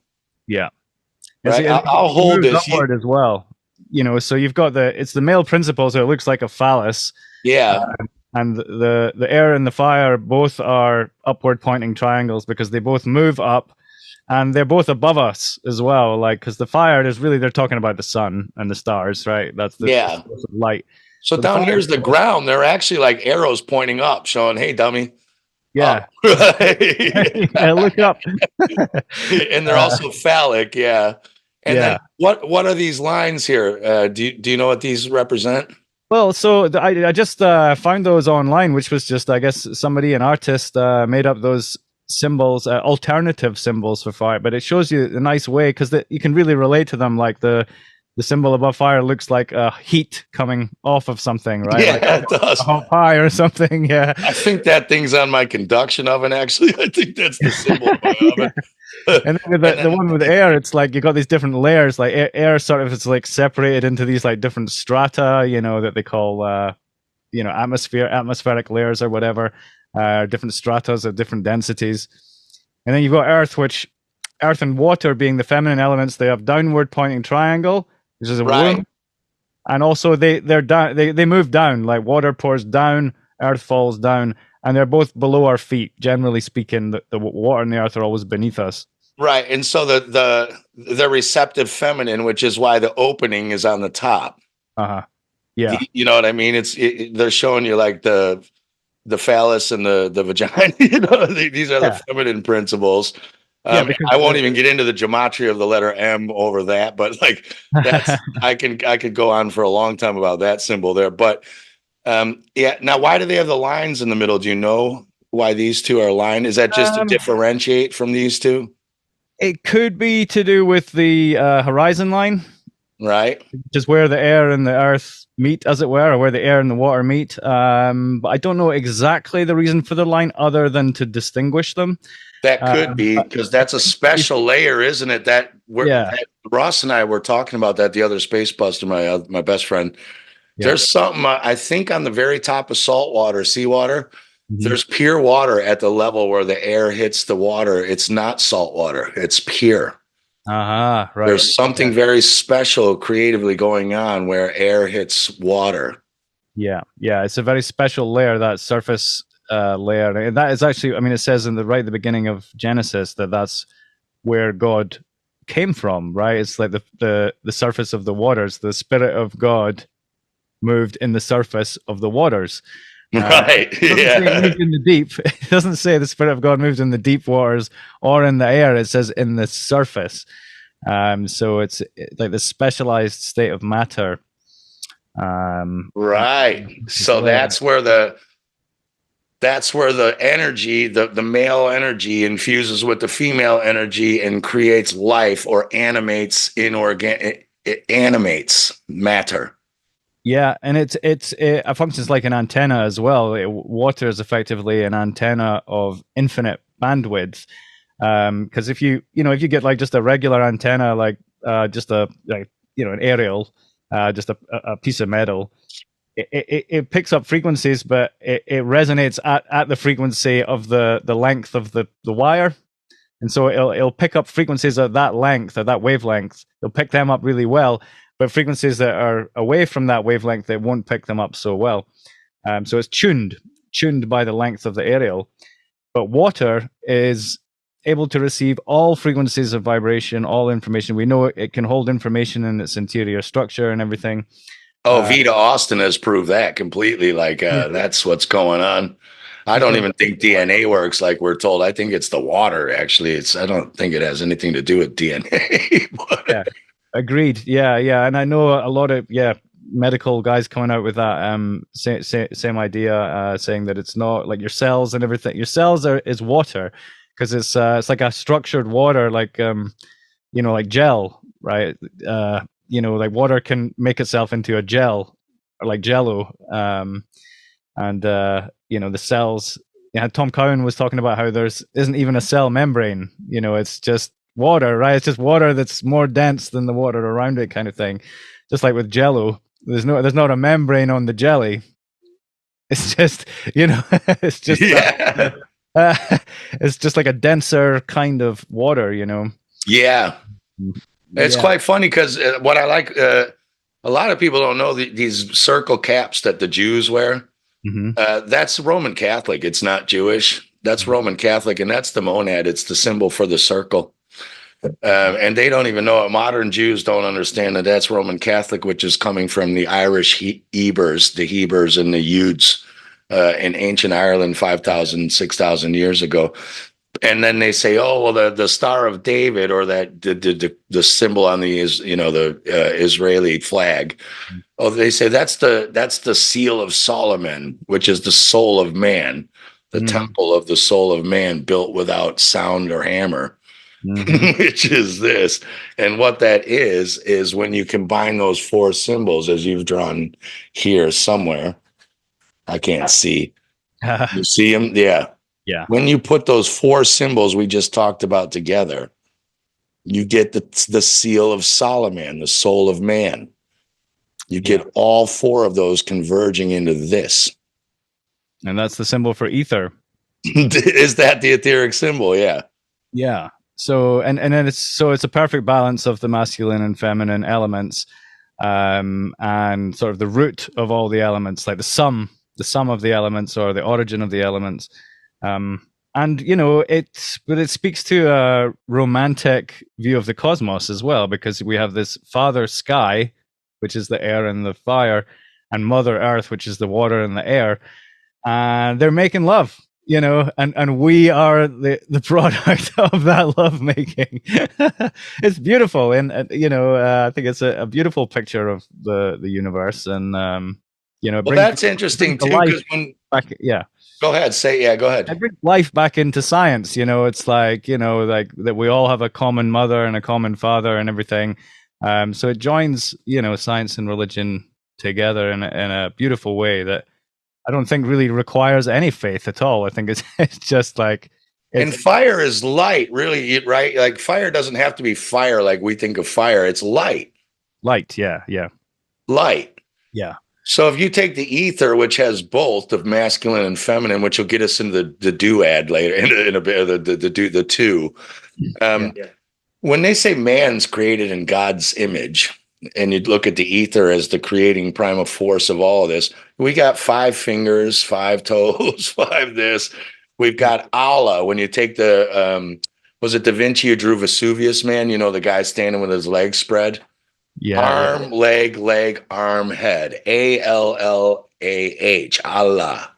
Yeah. You know what I mean? Like it's us. We are like the highest form created in the image. You know what I'm saying? I was thinking as well with the Al, because you have the Alchem, right? And then in chemistry, they just dropped the al and they took just the chem and ran with it because the al was the spiritual part of the whole thing. They were like, we don't want that spiritual nonsense in here, so we're just going to do chemistry, right? But I realized that the al is also with white, right? It's like chem means black and al means white in a way because it's all. Al is all and white is all frequencies. White noise is all frequencies of sound. White light is all frequencies of light. And the whitening is called the albedo, right? The albedo or the albino or whatever. So alchem is like white and black, right? That kind of reminds me of yin and yang. They're white and black. And then when you look at the Korean and some of the Asian yin and yangs, they're red and blue with a white and black circle in the middle. But instead of black and white, they're red and blue, which is red shift, blue shift in a toroidal field. The black and white dielectric plane and still white magnetic split into the 7 colors and lights with a red shift, blue shift. You know what I mean? It's all there. I want to show you something really funky real quick too. Hold on. So David Icke, and I love a lot of his work. It's fantastic. But he talks about the Saturn moon matrix. Can you see my screen okay? I'll move us up. When we talked about the planets, the 5 planets and then the sun and the moon, the 7 principles, well, the Freemasons call the sky the royal arch. That's called the royal arch of Freemasonry. They're talking about the vault in the sky, the firmament. And the archons or the lights are the sun, moon, and the 5 planets. And you had these in this order in your book: Saturn, Jupiter, Mars, Sun, Venus, Mercury, and Moon corresponding to the chakras. You had them in this order. And you had a section on where these were in this order. And Saturn is Chronos, right? The keeper of time. That's the crown chakra. Yeah, there's definitely been some. I mean, when you start looking at these correspondences, there's a lot of different systems that are in use. Now, I always went with Saturn as the root, but I mean, you're right that Kronos is the crown. And, I've even wondered that if different humans have different orders of chakras, which is a crazy thing to think, but because I've seen so many different systems, I'm like, either like people are getting it wrong, or maybe there are different systems in different parts of the world. But because Saturn is usually associated with the calcination, but so I've seen it at the bottom and at the top. Yeah, you had one page, and I won't be able to flip to it and find it, but you had them in this order, and I went, oh my God, because moon down here is where we get menstrual in red. The menstruation, the red shift and the blue shift up here. Now, all the Egyptian pharaohs are old Irish Gaeilge names. The King Menes, the first pharaoh, comes from menstrual. That's where we get the word menstruation from. Yeah. King Menes is the blood. King Menes dug the river Nile. Newell is an Irish word for blood in the monthly period. So when David Icke's talking about the archons, we're locked in the Saturn moon matrix, I look at it like this. We are spirit incarnated into flesh down here for an experience, and this is the matrix we're locked in, is this. There's your Saturn moon matrix. Yeah. It's just spirit and physicality, and the archons are astrology. The 7, the sun, moon, and the 5 planets are what affect your astrology charts. They control you unless you learn what they're doing. But I thought you might like that. I mean, to me, I don't think there's machines on Saturn and the moon run by these interdimensional demons. I think the archons are the sun, moon, and the 5 planets. That affect us. That's my opinion anyway. But when I saw you had one page with them in this order, I thought, oh my God, man, this is like synchronized. So heavy. One, is it that one? That's a great one too. Yeah, but you had a page where they were written, but yeah, and that has, I think actually that has the Saturn at the bottom and the moon at the top. Yeah, there's both, and this plays into the Saturn Moon matrix you're talking about. But yeah, it's like the limits of your yeah, the limits of reality or the limits of your soul. Um, yeah, Yeah. Yeah, trapped in here. Yeah. So maybe we can then talk about the Tria Prima or Tria Prima. yeah. Well, I think I just went through the Tria Prima, which is the salt, sulfur, and mercury. We talked about that already, didn't we? So we can move on to Yeah. the So well, gender. because you've got the one, which is the monad. Yeah, yeah. That's the ether. Is the monad the ether, do you think? Or Yeah, or the principle of oneness in general. So, the ether, it would correspond with the ether since there's only one ether, as it were, or, the creator or, the source or right. anything that's a whole or unity. I would say that's what the number one symbolizes and what the monad is all about. So it's like taking, like all the sort of symbolic correspondence you can get from just the number one. It's obviously a profound idea. And the odd numbers are the male, right? The masculine. Yeah. Odd numbers are masculine or of Adam, as it were, and even numbers are Eve. Yeah, Adam.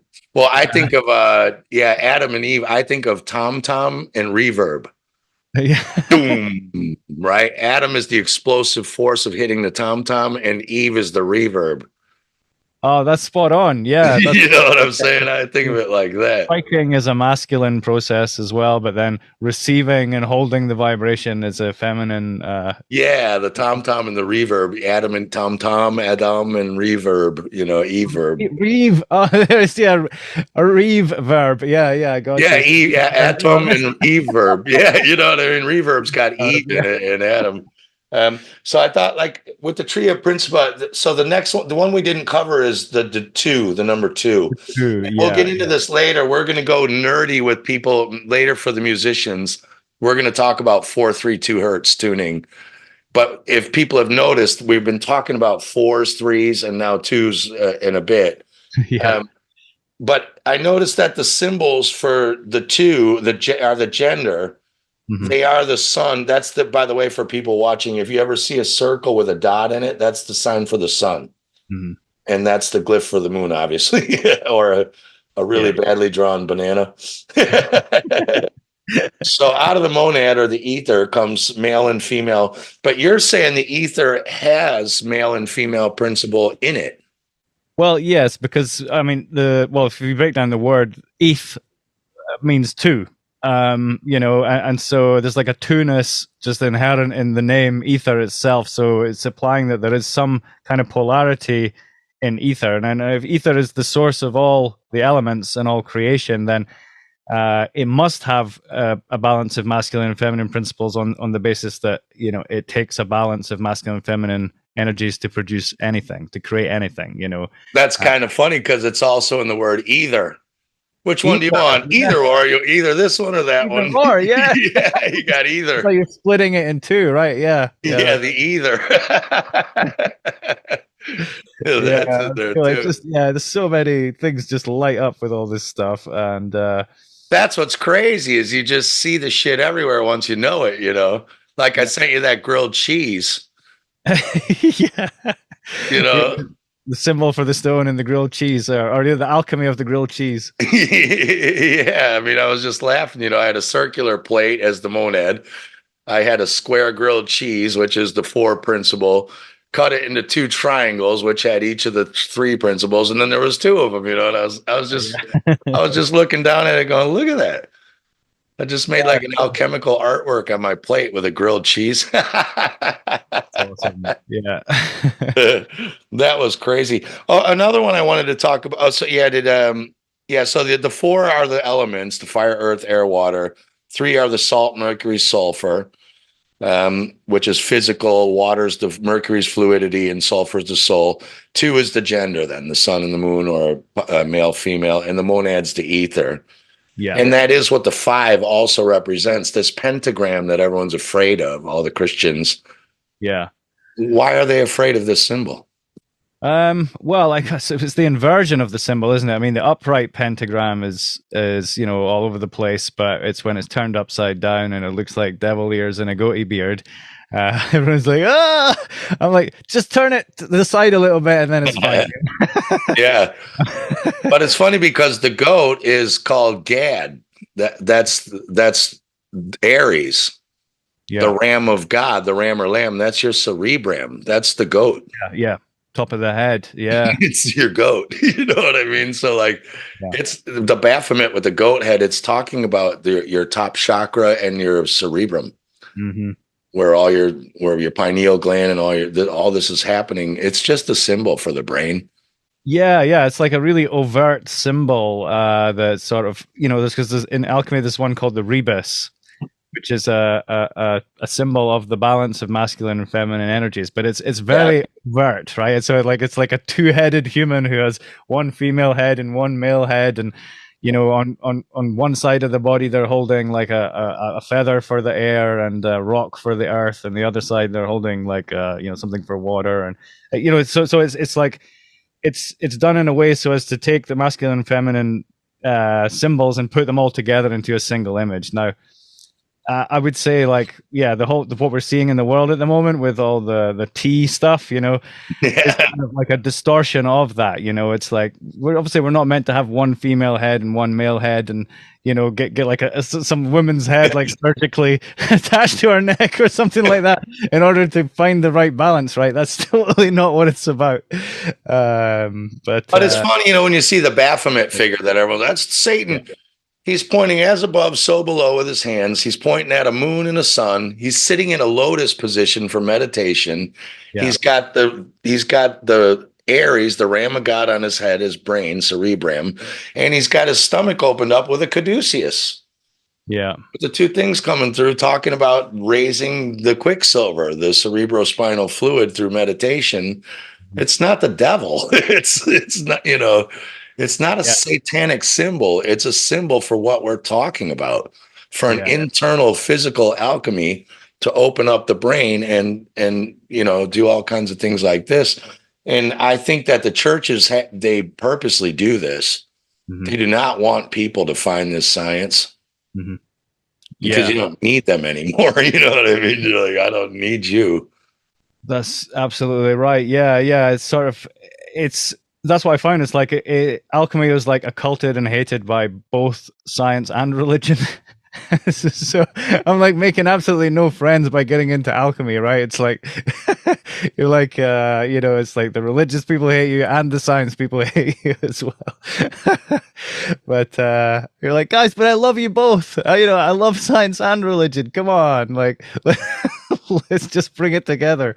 Which they are both. I mean, like once you understand this, and you can read the scriptures like science. But not like their science. This is not particle science. This is something else. Yeah. This is spiritual science, coming into physical. This is actually the marriage of the two. Don't you think? Yeah. Speaking of that, and then also the Freemasons, you talked about in your book, the circle is the whole, or the monad, I guess you could call it, or the ether actually, but the squaring of the circle and the compass, right? We hear that a lot. What is that? The squaring of the circle. The squaring of the circle. Well, I mean, it's like a mathematical challenge, but because you have a circle, the area of the circle uses the number pi, which is this transcendental number, right? Not an exact number. It's always just going on forever kind of thing. But a square is usually an exact number of the area because it's a square number, and so there's this problem of how to take the area of a circle and fit it into a square, because you're essentially taking something that's transcendental and trying to fit it into something which is like exact. Of course, the circle is symbolic of like the universe, the heavens, like God, the one, the monad, all this kind of stuff. Whereas the square is symbolic of the elements and the earth and man. And is 4, obviously, the square is symbolic of the number 4 through the corners and the sides. And the triangle is symbolic of the number 3. So just to add to that, we were talking about earlier, because all the elements, even though there's 4 of them, they're symbolized by triangles. because they're showing you the principle, the Tria Prima, is more fundamental than the elements, right? It's just like 1, 2, 3, 4. So it's like that the elements are actually the 4 elements are encoded with a 3-sided symbol. And that's the soul, spirit, and physical. Yeah, that's the Holy Trinity, the Father, Son, and the Holy Spirit. Yeah. All this is that. Yeah. And this Trinity comes out in lots of different ways. And in the book, I relate it even to the electron, the proton, and the neutron, which I talk about as being very skeptical that those things even exist. I just say that they're names that have been made up, but they do correspond with the Holy Trinity, because you have the electron is a negative charge, which means an inflow of energy, which is feminine. You have the proton, which is a positive charge, which is an outflow of energy, which is masculine. And then you have the neutron, which is neither flowing in or out; it's neutral. That's your your neutral point, right? And that's your Mercury, if you like, the hermaphrodite. And then your proton is your sulfur, and your electron is your salt. Is your salt, yeah. And so also, like the squaring of the circle, you could say it's the unity of 2 geometric genders of the line in the circle. Or again, if you could call the circle the evens and the odds. Again, you can't divide the evens into the odds, which is why the pi comes out to point blah, blah, blah, blah, blah, because they don't divide equally into each other. Yeah. See what I'm saying? And then that starts syncretizing there too. Or you could call it the unity of like energetic opposites almost, or I call it the geometric genders, because they're obviously, the line and the curve, the line is masculine, the curve is feminine, right? That's like the essential character of our, like, the masculine body and the feminine body, right? One's more straight, one's more curved, etc. So my pronouns are oval and trapezoid. And the curve as well is actually, a curve by itself is a symbol of a cup, right? It's also a symbol of the moon. The moon, there you go. Yeah. For a vessel. And that's also, that's the receptive, that's the phallus, and the receptive principle. So we talked before, so you're talking protons, electrons, and neutrons. Mm-hmm. Now, again, to remind everybody, you have a PhD in theoretical physics, atomic particles, right? David Parker, our good friend, as I talked to you off screen, he's a retired electrical engineer, and he wanted me to ask you, he said, electrons, they base all of their theoretical, and he admits they don't know what an electron is. Yeah. But everything we're talking on right now, all these electronics that we're talking on are based on practical application of theoretical electrons, even though he doesn't know what they are. Yeah. And so we were talking about this. What do you think? We think it's semantics, right? It's another name for what do you think really protons, electrons, and neutrons are, if they're not protons, electrons, and neutrons? If they're not little, I don't even know what the hell they're supposed to be. Yeah. Well, I think it's just fire, like elementally fire or light or heat, pressure waves or heat waves, we talk about pressure waves in, when you have a current running through a wire, it's got a frequency, doesn't it? So it's an oscillating sort of heat source.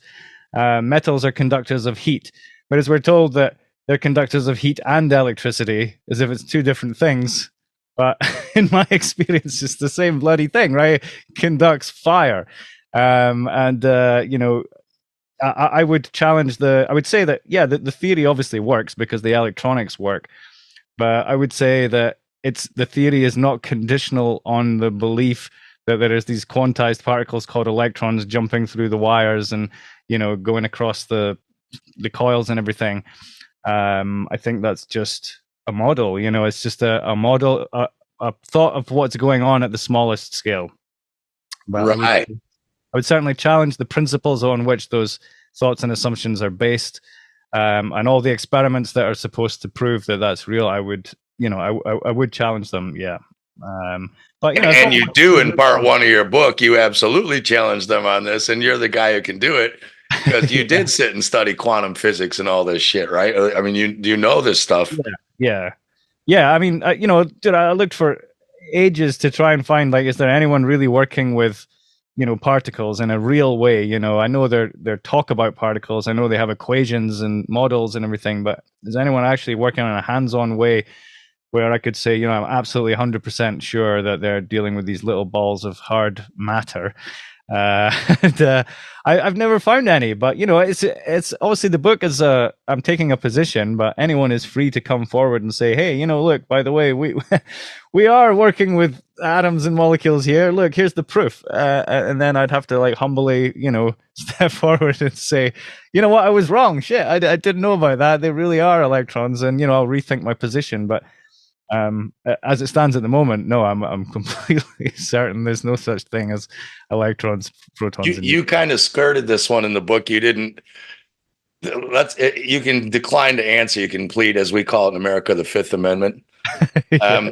Atomic bomb bullshit.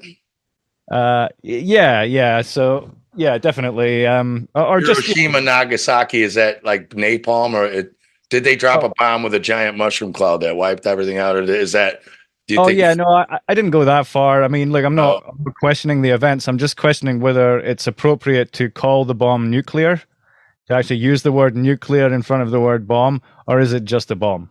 but do you think the bomb is really real and that big? And do you think that was a real bomb, or do you think they've used TV fakery to make it look like one and piled up a shit truck ton of dynamite or dropped napalm and then Yeah, I haven't gone as far as to say it didn't happen. I mean, I'm not really in a position to say that, but I was just trying to show that you can make big fucking bombs. If they just called them BFBs, that's fine. But when they call it nuclear or atomic, there's a suggestion that the bomb is actually tapping into a new power source that normal people can't tap into, and it's unleashing this like quantum like energy from the 10 to the 15th like atometer scale of reality, right? It's a very specific thing to say that the bomb is nuclear or the bomb is atomic, and I challenge the use of those words in describing the bomb. And yeah, there's other people, I forget the guy's name, but a guy did a whole study on it and claimed that it was mustard gas and napalm that they used. yeah, But they, because it's very important because the idea is that I'm not I'm not in your I don't know, but the idea is you've got this shit wrapped in all this stuff, and somehow you can bounce these two little fucking atoms or whatever off each other, and they bounce back in, and a thing the size of like the tip of a flea's leg blows up Hiroshima. I'm sorry, man. To me, it's like saying you could throw a match into the library and burn down America, or like a city. Like it just, I'm like, I know there's a lot of energy in the middle, but like to me, it just doesn't sound plausible. yeah, the chain reaction. Yeah, Chain reaction. Well, chain reaction is just a fancy word for burning, right? That's actually what right. burning is the chain reaction, right? It's like Yeah. one thing goes on fire, sets the next thing on fire. It's like, and the next thing, and so on. It's just burning. But doesn't burning need oxygen, air? Uh, yeah. Well, but they have So air. how Right? the fuck is it locked in the middle of a metal ball with no air, and then it just burns down a city? Yeah, I'm just not buying it, and just like the way nuclear is used, just to scare people. Like every week on the news, it's like, they're risking nuclear war, or they're risking a nuclear war. We're gonna blow the world. It's like that whole thing of like the whole world could be destroyed at any moment by one psychopath pushing a button. It's just a very powerful sort of fear mongering like spell, and it's like it really needs to be broken down. Like, is nuclear power a real thing, or are they just making big fucking bombs and calling them nuclear? That's why it's so important, because they're doing it right now. They're like, well, this is dangerous. What's going on with Russia? And this could lead to a nuclear strike and war, and it's scaring the hell. And it gives them carte blanche. Iran's going to get the bomb, and we need to go in and wipe out a whole country, and we'll just put a new bank in while we're in there too, because they could get the bomb. And you're like, dude, show me the bomb, mate. Like, because the footage we see, you've seen it before, where the house blows up, but the camera filming it is just sitting there perfectly. The film doesn't melt, Yeah. doesn't move. The box the camera's in doesn't move, but the house blows down the street and the Yeah. film doesn't melt, even though it's supposed to be like so hot it just blew off the Yeah. siding off a building, and the trees don't even, the leaves don't fall off the trees. To Yeah. me, it looks like they use little models and just were like overlaying film, but I don't know. I can't say. Yeah, it seems that way. It's so old, the footage, and yeah, it does look like all like studio footage, and I think a lot of people have kind of exposed that stuff now. And there was the guy Galen Windsor as well, who Yeah, he was swimming in the pools with the nuclear pools at General Electrics. Remember, he was eating that shit at lectures. eating uranium. Yeah, He put the Geiger counters like, he's like, this is enough where the EPA, Environmental Protection Agency, would clear out a 12-mile radius around San Francisco right now. And he's like, he just starts eating it. And he lived like 85. Yeah, his story is really interesting, and because he was like basically in charge of nuclear fuels for America, right? He was like the top guy for their nuclear fuel inventory. So he was working hands on with uranium all the time, and all his staff were, and he actually was like really liked his job. They were doing great work. Everyone was happy. Like they take the uranium and break it up and get the plutonium out of it and stuff. All by hand, no problems at all. Like say drinking water from the nuclear pool and all this. He said they were swimming in those pools because they were warm. He's like, this is great. It's like glowing blue, It's just like, yeah. And but then he said something changed, right? And all these like heavy-handed government rules and regulations came in and said, oh, you can't be handling this stuff anymore. You can't touch it. You're only allowed 10 minutes of exposure per day and everything. He's like, this is going to completely ruin our whole operation here. We can't do this. I can't only have 10 minutes exposure a day. But they came down super heavy-handed safety regulations, and it was all about, I think, and well, what he was saying as well, is it's all about hiding that source of power, which was what I called radiant materials, right? Like materials that actually like glow and give off a sustained heat and light for a long period of time, like radium. Uranium, it does that as well.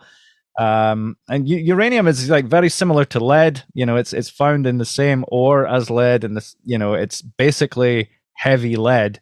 And they actually say in physics that uranium decays into lead. So like after uranium is finished, being radioactive, it becomes lead. So it's actually just kind of like a kind of heavy lead or a kind of charged lead, which is able to release energy over a long period of time, just like how a bell, when struck, releases sound for a long period of time, right? So they're materials that are able to hold fire and release it over a long period of time. And that is the real nuclear material, right?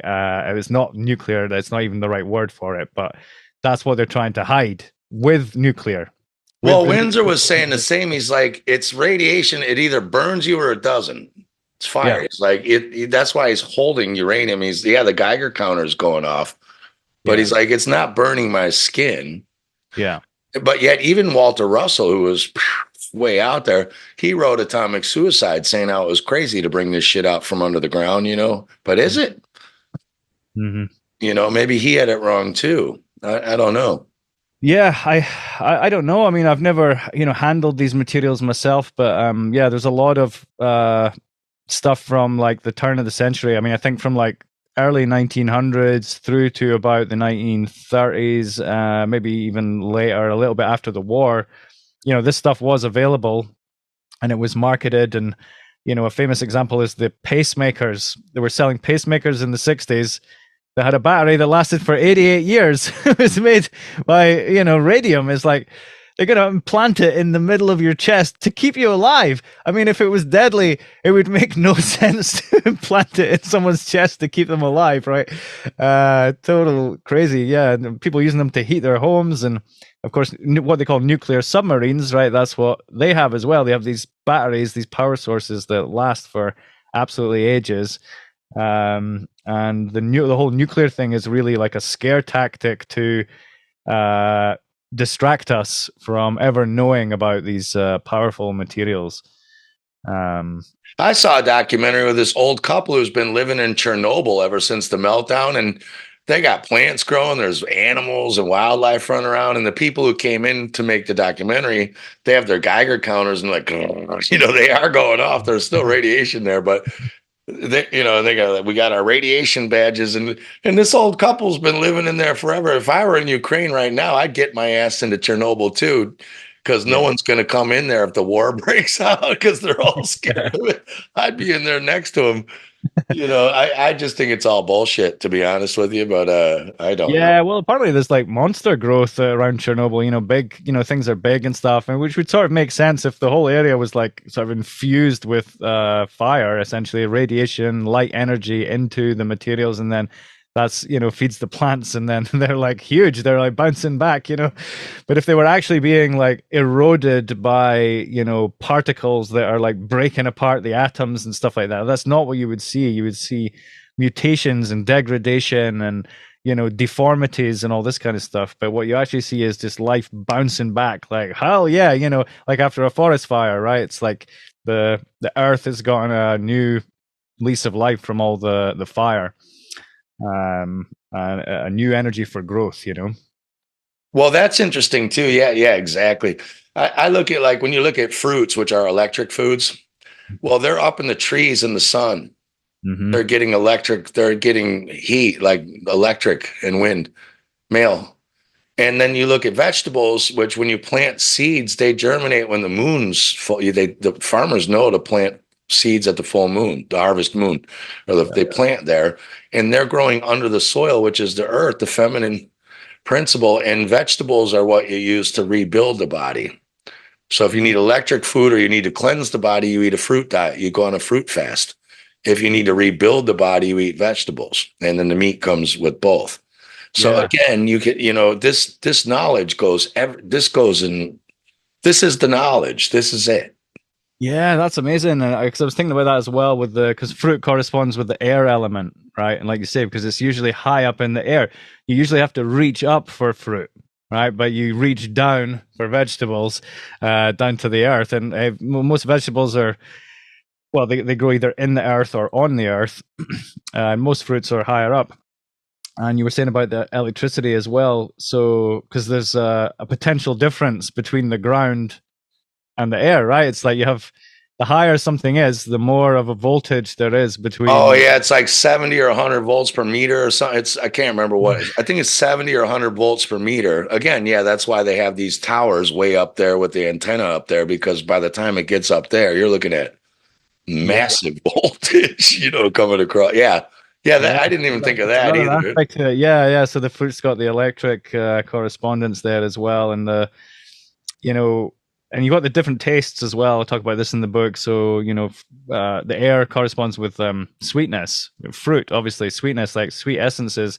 So if you think of the distillation, it's the most subtle essences rise up the most and like make it into the fruits. So the fruits have all like the subtle sweet, essences, whereas vegetables are associated with bitterness because they're generally less ready to eat, more bitter tasting and more earthy than fruit, which is all is just like ready as it is, like fits in the hand perfectly, just is great, so there's like in a way you have to do more alchemy with vegetables. You have to skin them or chop them up or cook them or prepare them in some way to be consumed, but the fruit is just like right there, like ready to go. Well, I was just going to say it's almost like the fruit reminds me of it's fermentation. The fruit ferments, you've seen the videos where the elephants wait till these apples or there's these trees that drop the rotten fruit and they ferment. And then these elephants come and get wasted on them once a year at that season, at the end of fall when it drops down, they come and get drunk off these apples and shit. It's like the tree is doing the fermentation, distillation, and coagulation almost. Yeah. And the fruits are up there on top of the tree, which is the oak keg where your whiskey's sitting at. You know what I mean? It's like, it's almost like the fruit's gone through the last 3 steps and the vegetables haven't. Yeah, that's right. You know what I'm saying? That's smart. Yeah. Great stuff. Yeah, there's just always so much more to together. It's fantastic, man. Yeah, we were going to do 432, but I don't think we want to. I don't know if we want to get into like toroidal field mechanics and shit, But Yeah, no, uh, that's what fine. I mean, about the mouth, though? You talk about like maybe we could quickly. It's also interesting, most of the like a toroidal field, it's coming in from the top and expelled through the bottom. Mhm, And tell us about that. Right? You see, hear, smell, taste. mhm. That's four of them through the top of your toroidal field of your body, and then Yeah. you So, piss and poo and ejaculate through the bottom. yeah, yeah. Compression, Well, yeah, there's compression, a general convergence. energy flow. Yeah, you put things in the mouth or you put things in the head, even, your experiences, you listen through your ears, you see through your eyes, you smell through your nose, you taste through your mouth. It's like energy is coming in through the head. And, someone said to me a while ago, a lady that I know said that, everything is basically a mouth. And all things are basically experience or food for the mouth. So everything up here is sort of receptive in a way. We have the five elements corresponding with the senses. So the eyes perceive fire or light. The nose perceives air, or or smell.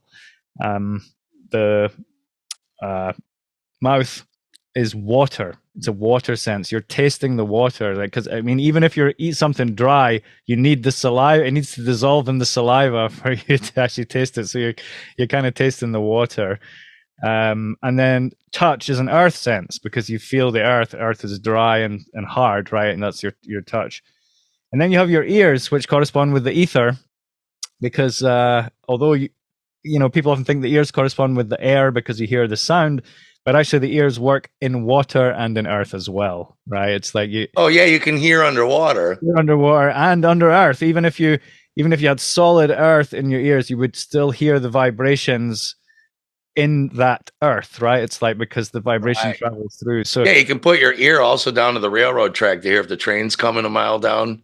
yeah, yeah. And the ears in the word ether, it's earther. It's in there in the The anagram. ear, yeah, it's an anagram of the ear. So like, Oh, it is. Yeah, the ear is ether. yeah. Yeah, so ether corresponds with the air like really nicely and really elegantly. It's like the hearing is like the sort of the ultimate sense. It's like got the highest bandwidth of frequencies. The others are, like, have a narrow, like there's only one octave of bandwidth in your eyes, right, for the color spectrum, but your ears are able to perceive, I think, 10 octaves or something like this. Well, it's funny because I put the sixth sense, as you call it, ESP or intuition or whatever. I call that the ether because it's there's in the ether there's no distance. It's not like a sound. I put it like a tug of war. You're sitting in Scotland and I'm sitting up in Copenhagen, right? Mm-hmm. If we had a rope from you to me Mm-hmm. going around 65 miles a curve, but that's none of my business. But let's say we're on a flat, non-rotating Earth and we have a tug of war rope, and I pull right now, no matter how far I am from you, you will pull at the same time. There won't be a delay in me pulling the rope, even though you're in Scotland and I'm in Copenhagen, far away. To me, I look at the ether like that metaphorically. I'm not saying there's ropes everywhere, but I'm saying imagine it's a giant rope. And so shit's instantaneous. Well, that gives you your sixth sense. Mm-hmm. Intuition, ESP, right? That would be ether. That would be the fifth element, the quintessence. They call it quintessence because quinta means five. Yes. Yeah. So ether is I think even Einstein, he did admit the ether later, didn't he? Or I think Brendan Murphy was saying later he did admit that it had to be there or something like it. Yeah, that rings a bell. I'm not sure exactly what he said, but yeah, I think there was some conceding to ether that came later in his life, from what I remember. But yeah, so the ether. What was I going to say about it? I lost my train of thought there. Totally. We were going to talk about the two, weren't we? The sun and the moon. You want to go to the two? Oh yeah, or we were going to go into the toroidal field actually, if you want to do that, the cosmic vortex. Yeah, yeah.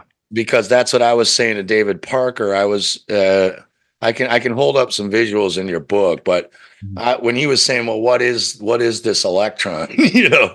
I was saying, well, to me, it was the larger, like the ether is the mind of God or the monad, or the source of mind. Pretty much, you could call it that. The ancients used to say all is mind, and when God or mind or ether wants to create, it makes a pressure differential in a geographic location in the ether, and you get a vortex or like a little tornado. Yeah. But the way a vortex works is there's a large hole at the opening, like a female's giant with a giant vagine the size of a wizard sleeve, as Borat said, right?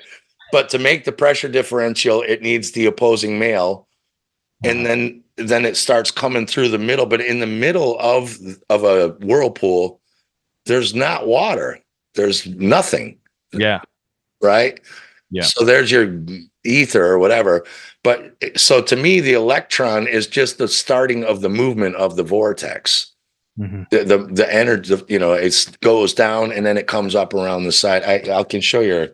Yeah. Can you? I probably explain it like a retard because I am. But which one of these would you rather see? Yeah. So I mean, if you take like the water whirlpool, thing, That one. Vortex. So yeah, a number of things interesting about this. So it is like the fundamental dynamic pattern that's behind everything, and it's even in mainstream physics. It's talked about, like say the electron is said to have a toroidal field around it, atoms, molecules, the human heart, even like planet Earth, that big ball flowing through space that everyone talks about. that's supposed to have a magnetic field vortex around it as well, and copper coils and pyramids and all sorts. So there's this vortex field, this toroid field, which is in everything, and it's actually kind of hidden. It's not hidden, but not enough significance is attributed to it in physics. I would say it's like talked about, but it's talked about as a secondary phenomenon.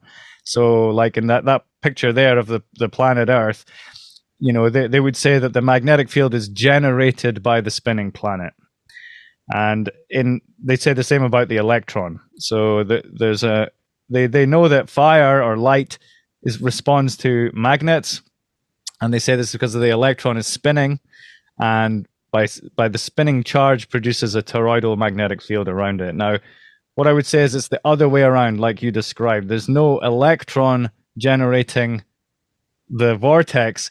The vortex is being generated by the ether, like you said, by the pressure differentials, and that's where the dynamic system is like happening in the substance of the ether itself. But I would reject the idea that there's a material particle which is spinning to generate the vortex field. Right. They're saying the particles flying, they don't explain how they're doing it. Yeah. They're saying the proton and the electron are orbiting around this, whatever is supposed to be in the middle, and that's causing the spin. And you're proposing, no, the spin is the ether. It's the pressure differential. And when mind collapses, when that's done, that collapses the vortex and it goes away like that, pretty much, right? I mean, I found this one very good too. I think Jesus said, I am the Alpha and Omega. Yeah, that was it. Yeah, the Alpha, and I think I didn't even realize that till literally writing the last chapter. I noticed the big Alpha. I'm like, well, that's the phallus. And then I'm like, hold on, the little Alpha's the sperm. And then the Omega is the womb, the breasts. Amazing. And then so the symbol for phi is the line and the circle overlapped, which again are the two geometric genders. And not to get too naughty, but it's also a representation of the copulation process, right? Right. Sort of telling you that that's the root of creation. Is this union of masculine and feminine energies in the various forms in which they take. Yeah, I would say that is what's satanic about the whole transgender agenda. Is they're taking away, this is totally essential knowledge. Yeah. And if they're creating lost souls who don't know what they are and where they came from, and so they have no power, they're powerless. And that's why they're crying out all the time like little babies. Yeah. because people who have real power don't cry out like babies. They help themselves. They Yeah. don't play victim. But this one I like too, because you can see your mouth, ears, all your sustenance comes in through your air, comes in through your nose or your mouth, depending on how you breathe. Your food's coming in there, your eyes, your ears, to everything that's telling you what's going around, except for your fingers, are coming in, Yeah. converging, and then all the divergence is coming out where you urinate or ejaculate or feet. I don't know what you call it, poo. Yeah, well, that's it. So all the earth and water, the earth and water moves down. So that's Yeah, like down. poo in your pee, right? Comes down, but your fire in the air goes up. So your breath and the heat, most of your heat comes out the top of your head, right? And Oh, right. Yeah, your exhalation is hot. Your breath's hot. Oh, yeah. I the did air not. and the fire is coming out the top, and the water and the earth it's falling down and coming out the bottom of the body. But yeah, we can actually create a vortex using a magnetic stirrer. I don't know if you have one of those, but they're super cool. I don't know what it is. Can you explain? I didn't get what Yeah, that meant. it's like a little magnet. It looks like a pill, like a capsule, and on a magnetic plate, and you put your drink in, and you put the magnet in the drink, and then you turn it on. It spins the magnet, and then that creates a vortex, and it's great for mixing stuff. Chemists use it a lot, for mixing things over a long period. So when you do that, when you turn it on, the first thing you notice is this like dimple starts to spin and form in the water, and then it starts moving down towards the bottom to create the vortex. What struck me when I first got it was like how the sound of the vortex. It sounds like a throat. It sounds like gargling your toothpaste, right? I realized that's because the vortex has a throat. Yeah, the vortex is a mouth. Like our mouth is the top of the vortex, our throat is the body of the vortex, and our anus is the bottom of the vortex, right, where things get squeezed out. And it's just it all comes together because when you look at the vortex as well, the top is quite stable, but the bottom, if it whips around, it's like it's moving around like a snake, or like a snake's tail or something, right? It's like the bottom of the vortex is wily, and this is our lower animal nature. We have this lower fleshly animal nature that's responsive to like every like urge and like everything that's happening. But we have this higher like mental nature that's more stable and able to bring the lower nature like under control, right? And this gets into the whole alchemy of it as well. So yeah, the vortex actually combines the above and the below, the masculine and the feminine, and even like all the different views of the cosmos, the globe earth and the flat earth, like both of them have a vortex. Yeah, both of them. Yeah. So the vortex is really the great unifying principle that unites all points of view and all sort of paradoxes. Hey Steve, I Yeah, think I lost your audio there. that makes sense, man. And also, your mouth is bigger than your anus, hopefully. Yeah, for some people, yeah. depends, depends on what you're sitting on. But also your nostrils too. The other exhalation, your nostrils are tiny as well. Yeah, Um, yeah. so I was gonna. Well, let's get into. I'll tell you what. We won't get into 432 and all that kind of stuff too. I think maybe we could do this again if you want to do one just on music. Actually, like I had a Skype chat with Mike Wilkerson and Alex Michael, conspiracy music guru, and we were just playing around with the backgrounds in Skype where it can make like you're all sitting at a bar. All six guests are like can have a different scene, and it just kind of draws you in. And we were talking about maybe just sitting around having drinks and stuff, like keep it chillax. Yeah. And getting people like you and Eileen McCusack, tone nerds, musos and tone nerds, and getting into that. I did want to read you this though, because real quickly, so what is the lore of the Philosopher's Stone? We can get into the tone, but I don't think we should go like nuts. What is the mainstream it's an allegory, you think? Um, What are we told that they were what is it? so it's just a substance that is supposed to have certain properties, such as the ability to change lead into gold, right? So it's able to, it's a purifying substance. that's able to kind of lift things up to their highest, purest expression. So one example would be turning lead into gold. Another example would be like your health. So actually, like what they call the elixir of life, which would be a tincture or a solution made with the Philosopher's Stone, which would be taken as a medicine, and would, I mean, people talk about immortality and stuff, but it's like soft immortality, right? It's like, you obviously you can still get like, blown up by a big fucking bomb, right? But it's kind of like, gives you like what's the word I'm looking for? Longevity, yeah. Longevity, good health, and resistance to sickness and all this kind of thing. And there's another part as well. It's also said to confer like sort of spiritual enlightenment, like bring you closer to God and all this kind of thing. So it's, it sounds fantastical, and it's treated that way. We're told it's just a mythical thing, just an allegory, and it is symbolic, but I don't think it's only symbolic.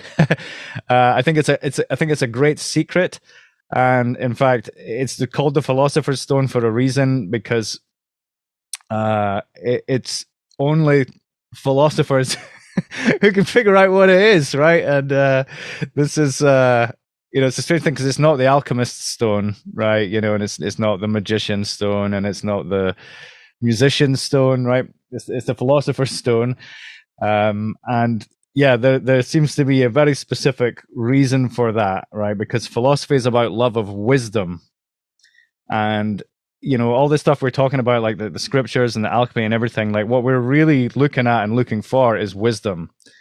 I mean, I read the Bible, but I'm not, I don't go to church. I'm not a Christian. I don't subscribe to one particular Christian religion or anything. I read the Bible looking for wisdom. You know what I mean? I'm just looking for the wisdom, man. Like that's it. I read anything with that view for extracting the wisdom contained therein, and anyway, so philosophy is about wisdom. The Philosopher's Stone is, I think, about wisdom, and it's a secret that's locked. It's in such a way, like occultism, like so only the right kind of person can see it. It's that kind of a thing. So nobody really just comes out and tells you exactly what it is, but they will write books all about it, talking around it as much as they can, right? It's called circumlocution, which is talking around something in such a way that if the reader has the right heart, they will see what you're pointing towards, but if they have the wrong heart, they won't have a clue what you're talking about, right? And so that's how, so the stone is a secret. Well, I'm going to read, and I'm actually, I've shown you this book here. I don't know if you've ever seen, I'm kind of famous for these I know the book, talks. but I've got it, but I have not read through it all. I was going to buy it and send you a copy. Okay, so I'm known for these cell salt talks, which are the key to purifying the blood and the body through the mineral cell salts, which you said are preservation, salvation. And you can theoretically you're immortal, unless, like you said, you get hit by a bus. But this is Dr. George Washington Carey, very big occultist, under Taurus, which is a fixed earth. We didn't even get into all that, but you know all that, right? Taurus is the fixed earth, and that's your cerebellum. That's your action. So your Ram of God or Lamb of God, who takes away the sins or deficiencies of the world. When you are mineral efficient, your brain doesn't malfunction, and the rest of your body continues to make corpuscles if you don't ejaculate them out the bottom, and then you only have so many. So once they're gone, you have food only, and then you're dead. Yeah. He said, air is the raw material for blood. Now, blood is water, right? Let's go alchemy. Air touches the sacred water, right? So we've got the masculine air touching the water. And when it is drawn in, or breathed in, rather, inhalation, the breath of God, by the infinite alchemist, you and me, right? To the blood vessels, it unites with the Philosopher's Stone, the mineral cell salts, the 12 salts. And in the human laboratory, that creates blood. Oh, man, that makes sense. Once you're done with blood, you're dead, right? Go cut your wrist and see how long you make it, right? Now, under Cancer, which is the mother sign, that's the cardinal water, and she's considered the mother womb. Mhm. Um, so Cancer is your elastic fibers plus other things. I won't get into it. For people who have seen me, they've seen me talking about this fucking thing for years and years and years. But there's a Cancer down there. She's your elastic tissues. And when they dry up from oil and water, you're dead too. That's why a corpse gets rigor mortis, because it's all the fluids are gone. When elastic fiber is deficient in tissue of the membrane between the upper and lower brain poles, the cerebrum, Abraham, Brahma, the Lamb of God, and the cerebellum, Taurus, there results a sagging apart of the positive and negative poles of the dynamo that runs the machinery of man. Mhm. And when we know that a deficiency in the cell salts of the blood causes the symptoms that medical ignorance has dignified and personified with Latin names that nobody knows the meaning of, we will know how to heal scientifically by the unalterable law of the chemistry of life, or alchemistry of life. When we learn the cause of disease, then and not before will we prevent disease and death. Not through quarantine, not through disinfectants, nor through boards of health will man reach the long sought plane of health. Not through affirmations of health, nor denials of disease will bodily regeneration be wrought. Regeneration, bodily regeneration, nor by dieting or fasting or Fletcherizing or suggesting will the elixir of life and the Philosopher's Stone be found. Mm. That's wonderful. The Yeah. mercury of the sages and the hidden manna are not constituents of health foods. They are air and the blood and the mineral salts. Yeah. That's what they think the Philosopher's Stone is. Yeah, dude, I think they're really onto something there. It's well, yeah, I mean, maybe they use some occultism and misdirection, as I say, to get people who are maybe not on the right path or shouldn't have the knowledge to sort of lead them astray. So you get things which sort of suggest that the Philosopher's Stone is this like rare rock that's way down like a mile underground or something. You got to go and start digging a hole, like looking for some like sacred stone or whatever. But actually, it's something that's much closer to home, right? As you're alluding to there. Yeah, and as we said earlier, Jesus says, "On you, Peter, stone, mineral, I build my church Yeah. of everlasting life. Those who believe in me shall have everlasting life." They're not talking about a dude. They're talking about this, I think. Yeah. But it's pretty interesting. That's their take is biochemical, the alchemical marriage of spirit into man and blood. And we won't get into that this time. I was going to get into ancient Ireland and this science. We could do another one if you ever want to, man. I'd love to. And I love chatting to you, and I would love to do the tone, the frequency one. And I think, yeah, you're right. It does deserve a whole thing to itself. And I would love as well, like you say, like Alex, Michael, and Eileen, and just other people who've worked with these frequencies to like share their stories, because the stuff you've told me in private is amazing, and I've got all my own stories working with 432 for over 10 years now.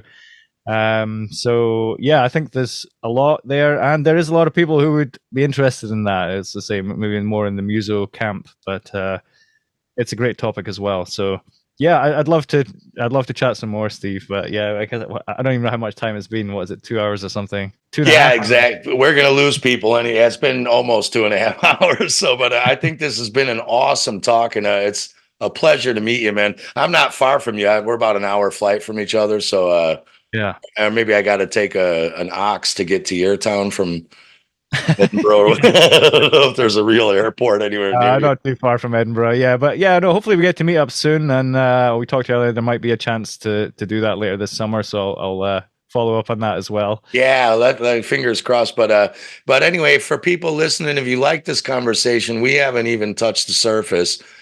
So buy Steve's book, A Fool's Wisdom, and I can tell you he's no fucking fool. And I love the humor. Well, man, you know what? What's really nice is there's a lot of humility in this book. but there's a lot of I like really dry, sarcastic. It's not dry. It's actually it's pretty gritty, but there's a lot of humor, and you also write the way I like. It's not hard. This is the first alchemy book I've read where it's just in plain English. It's right there, just as we've just kind of described it. You don't have, it's demystified. I think you did an awesome job of demystifying it. And can you tell people where to get this? If they want it? Yeah, sure. So it's available on Amazon, and I also sell it direct through my website, stephenyoung.uk.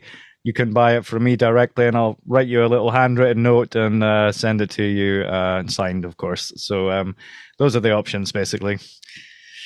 Brilliant, Steve. Thanks so much. Yeah, we'll definitely do it again. We'll talk to do you know Eileen? You've known her a while, haven't you? Or yes, we've met a few times, and yeah, talked online a bunch. And I haven't met Alex Michael yet, though, but I've been enjoying his music for quite a few years now. Yeah. Yeah. So Wilkerson lives right by him too. I was just in Spain in April making a song with them too. So Wilkerson's a Wilkie, I call him. Yeah, it's great. Yeah, we had a great chat as well recently. So I saw that. That was great. Yeah, that's why I didn't want to talk about the first part of the book. I know everybody, you've been talking about that shit. I wanted to get to this side. No, that's it. And then all that first part of the book is stuff that you've been doing for years. You're way further down the road with all that than I am. But yeah, I had to address all that, before I could really tackle alchemy. I had to, just address all the big theories in modern science. But I've done it now, so onward. I was honored. We had a Spacebusters footnote in there too, and I was like, maybe he meant Globebusters, but yeah, it mean us. I was like, this guy's been watching my stuff. Cool, man. yeah. Credit where it's due. Like you guys were way out ahead of the curve, and taking all the risk to bring us the obvious truth. Seemed like it. We'll see. Yeah. Yeah, totally. Yeah. Anyway, Steve, great chat, man. Yeah, let's definitely set up this next thing and do it again. And thanks so much for taking the time. And it's an honor to meet you. I feel like we've known each other forever. Yeah. Oh, you're very welcome. Thanks so much. All right. Take care, brother. Bye.